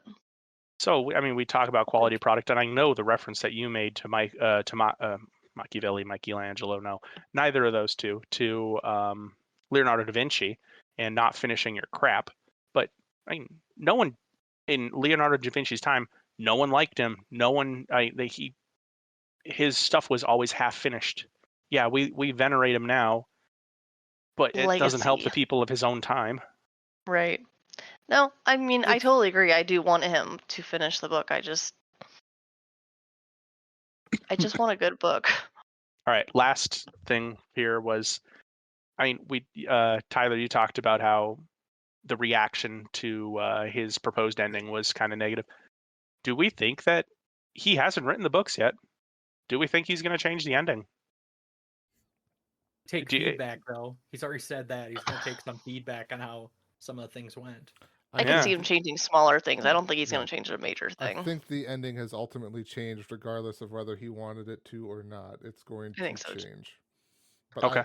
I still think, though, more than likely, like the 5 or whatever characters I called out, I think that is their ultimate ending. But there will probably be some more change to that, and everything around that, possibly. Gonna ask Steven, like, do you feel like after he finishes the books, anyone would want to hire him to write a screenplay? If he really wants to write for television or movies, like I would question if he has to do it now because he has to strike while the iron's hot. Like right now, HBO, big movie studios want to hire him to write the next big movie or the next big show. Once he finishes the book, he locks himself in a room, he doesn't become he's out of the zeitgeist and he's old and nobody has any reason to listen to him anymore. Like God, maybe our society needs to stop expecting people to do one good thing and then you're old news after that. I think you're have a good point, Gary. I think that though, Agrees. there are other authors out there that have shown you can keep going after you write one good thing as long as you keep writing good stuff. If you write culturally relevant or at least stuff that people enjoy, Stephen King, for example, people keep reading them. It doesn't matter if it's your 700th book. If it's good stuff, it's good stuff. And it's like when you talk about like J.K. Rowling and everyone's like, oh, well, her foray into adult fiction failed. It failed because it was a medium level book. Like, of course it's going to fail. It's not on the same level as Harry Potter. And she's a great children's author or young adult author, I guess, maybe. but also in comparison, she's doubled down on expanding the universe outside of books. That Sure. universe is expanded outside of books because the books are dwindling in popularity because the age people were when they got hooked on them is now they're adults. So you can't make another children's book because those people are old now and they don't buy a children's book. But you can make movies. Like that's how she makes money. Like Sure. I feel like that's a perfect example. Is like you will not there's maybe a chance that maybe she'll write another book in that But she universe, finished but the more than likely series, though. That's what it kind of comes down to. Is she did finish the series, and she still got all this other stuff afterwards. That's true. I guess I'll take that as your point, and I'll secede your point. I don't know. It's all theoretical, right? Forward. Like physics. Nice use of the word zeitgeist. Did I say zeitgeist? You did? You did. Black out? Did I You black did. out? I don't Steven remember. immediately Correctly. grinned. I was very impressed. You just You threw you that out impressed like it Steven. came out of nowhere. Like a poltergeist. Gary's over here talking And about we big lost him. words like he doesn't understand them and knowing the word zeitgeist. All Anyway. right. So I think we are now set. Unless Nick, did you have anything there? No, I'm good. Okay. I think we are finally set then to roll into the last question. The whole reason this podcast has basically been created since its inception here. Has your thoughts changed about the show as a result of this rewatch? And I guess I'll add on to this too. Yeah, do you or do you not like the show? So, Steven. So I think that I'll amend your question slightly. I'll say I'm not sure my opinion of the show or my thoughts about the show have changed as a result of the rewatch itself with the show. It's changed as a result of talking about it on this podcast with you guys and actually delving into the subject, and more than on a, kind of prima facie sort of just looking over things. We're getting down into the now I'm using different languages. You Prima one-upped me. facie. Is that Latin or Italian or what do you got? Prima facie. Excuse me. Anyways, Steven, what is that one? Prima first. prima What is facie. fascia? Based on the first impression, First accepting look? as correct until proved otherwise. Did you hear You what couldn't Gary just said? say first impression? No. Anyways, Yeah, that would so the but actually delving into the subject, into meat and the core of what we are talking about, really does give me a better understanding of a lot of this show, and both in a good and a negative way. I will say that I think I enjoy a lot more of the, I'd say, season 6 and before episodes, and it kind of intensified my dislike of season 7 and season 8. I would say that the reasons at this point where I would rewatch season 7, season 8 would really be to relive the conversations with you guys, to get back to the Siege of Winterfell and go, oh my God, remember talking about that sort of crap, and oh my blah blah blah. So I think that's really where it has changed for me. And I do, like I said, I still like the books. I like the show. I want George Martin to finish the books, and yeah, I'm sure that I will at some point watch at least seasons 1 through 6 again. Nick, My opinion hasn't changed. And do I like the show? Yeah, absolutely. I've always been a glass half full kind of person. Um, I don't think that even if 7 and 8 aren't the way I would have ended it, I don't think they detract from the rich, um, very vivid world that have been created in 1 through 6. I think that 1 through 6 really highlight the world, the interactions, the political intrigue to Steven's interest, the some of the battles and vividness that the characters have to go through in trials for what Gary had talked about, the complexity of the characters that Amanda has mentioned. I think that there's a lot in each of these little nuances in the world that originated from the book. I think the show does a good job, certainly in the first half, portrays. And like there are some people we know, and I'm not going to name names, but Tyler and I have had the conversation where people will say, "Oh, Game of Thrones," and they just kind of roll their eyes and go, "What's that?" I've stopped talking about it completely, and I'm definitely not in that realm at all. I think that this show is absolutely worth watching. To Steven's credit, absolutely worth discussing. There's so much to try and dissect and understand why, and get into what you like, what you don't like, and why you like it and don't like it. That it's absolutely worth watching. Even if it's not your cup of tea, I think all of it is worth watching. But certainly the first half is definitely the better half, objectively. And there's a lot of really intriguing bits that pull me in for sure. I love high fantasy. I love the fantasy realm.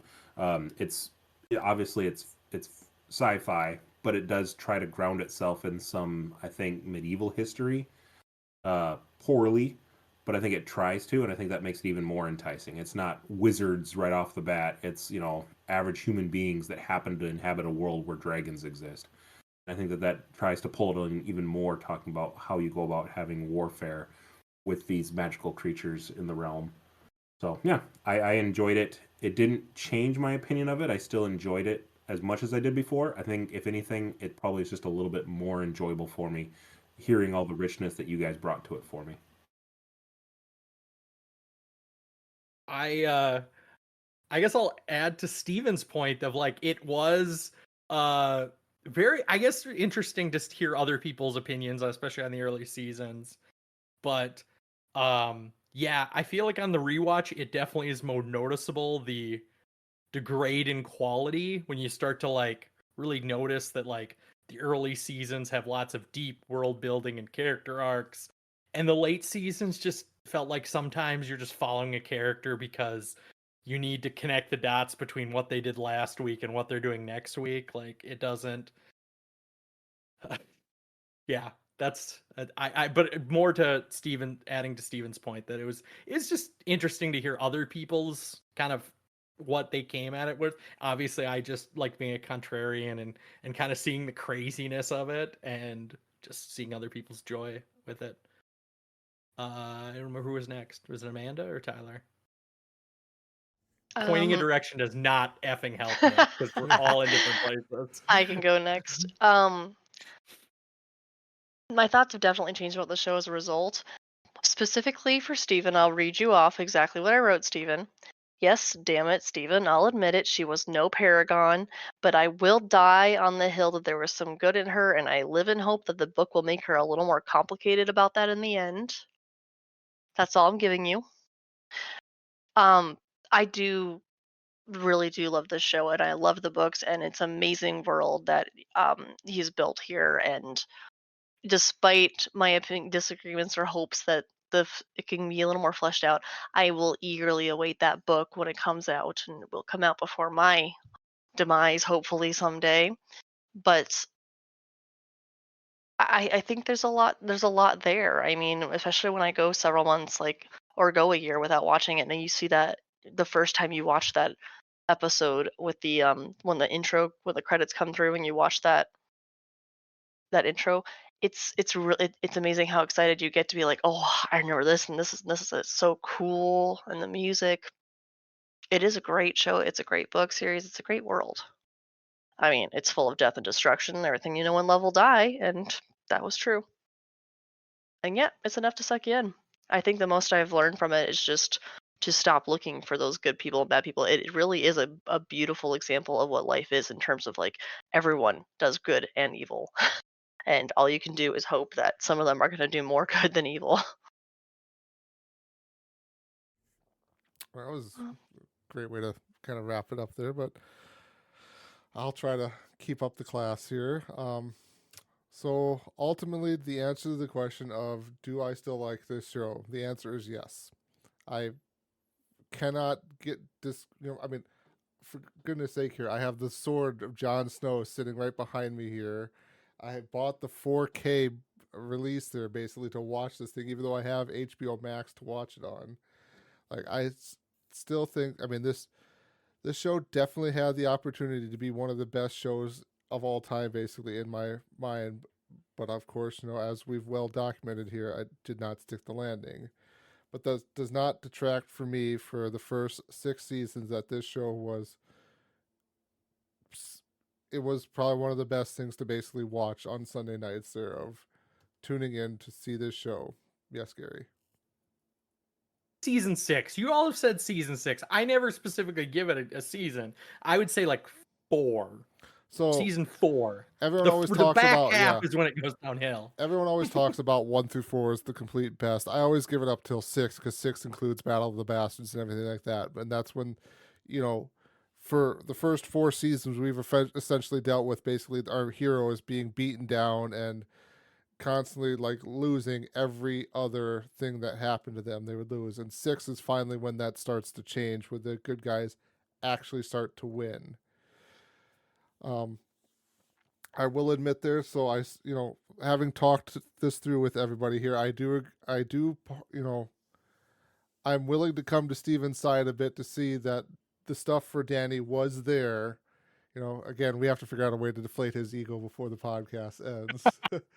I will say, And stop agreeing with him. the stuff for Danny was there at the beginning, but the way the show overall presented it, though, is like still they should have done a better job of having the forethought that she's going to turn evil and everything like that. I've enjoyed the conversations we've had here because it, like you guys have all kind of touched on, it helps me put into perspective in a different point of view of what the show might have been trying to do here, what was really maybe going on in this show, or like I'll again throw myself under the bus there of that one scene with Cersei and Jaime in the crypt there. I was like, that all just completely went right over my head there until it finally went, oh, okay, yep, now this all makes sense. That was because of us talking about everything with it. So the short and simple answer is I still enjoy this show. I don't know when I will ever rewatch it again here at any point in time, but I, at least for those first 6 seasons, it was some of the best show put to film basically for us to watch. It made high fantasy enjoyable for the general audience there, much in the same way Lord of the Rings did. Gary, boom, Yep. ended on a 100%. positive there. Boom. I like it. All right. Does anyone have any final closing statements here before we wrap this all up here? I had a note that we skipped of like characters you find you liked more or less on the rewatch. Gilly. We haven't talked about Gilly. I thought she got worse on a rewatch. But we don't have to cover every character in the show, Gary, here. Otherwise, I He just wants to feel go like- out throwing shade on B characters. How How did do Gilly it ever wrong. do to you, dude? B character, she's like C, maybe. Yeah. Tyler goes, "Does anyone have anything else?" And Gary goes, I got a So bone we're to pick wrapping with up. this guy. Wrapping up choose with every character violence. who's alive at the very end. Yeah. Gary We pulls were out a all notepad. waiting. Let me tell you some shit I don't agree with. Yeah. Sorry. That is all. That is- I mean, that's only fitting for the way this show would ever end here. Mhm. In my defense, dear listeners, Oh, but- we had a shitload of questions that got dropped, and then Tyler reorganized them before the podcast. I didn't. So I drop- had all these questions completely in a different order now. Only No. one of them got moved, Gary. Yeah, Gary, What, you're what, what confusing makes this. this hilarious is it's not like Stannis who burns his daughter alive. You got to throw shade on Gilly of all people. Poor Gilly. Anybody have any closing arguments? Yeah, that character. That character in particular. Just out of nowhere. I'm trying to think of another like C-level character that has that little importance to the world that I just want to Sorry. figure out. Like, Somewhere in the questions, like favorite, least favorite, most favorite characters, we're gonna list, and then Tyler kind of reorganized in a more logical form. But I didn't reorganize the list they are on my That's- sheet. That's not my problem there. That's all yours. Gary, I already laid into Tyler about that before the thing. I was like, "You can't rearrange the questions. I have my answers numbered." And he's like, "I only moved one." You moved a lot more. All right.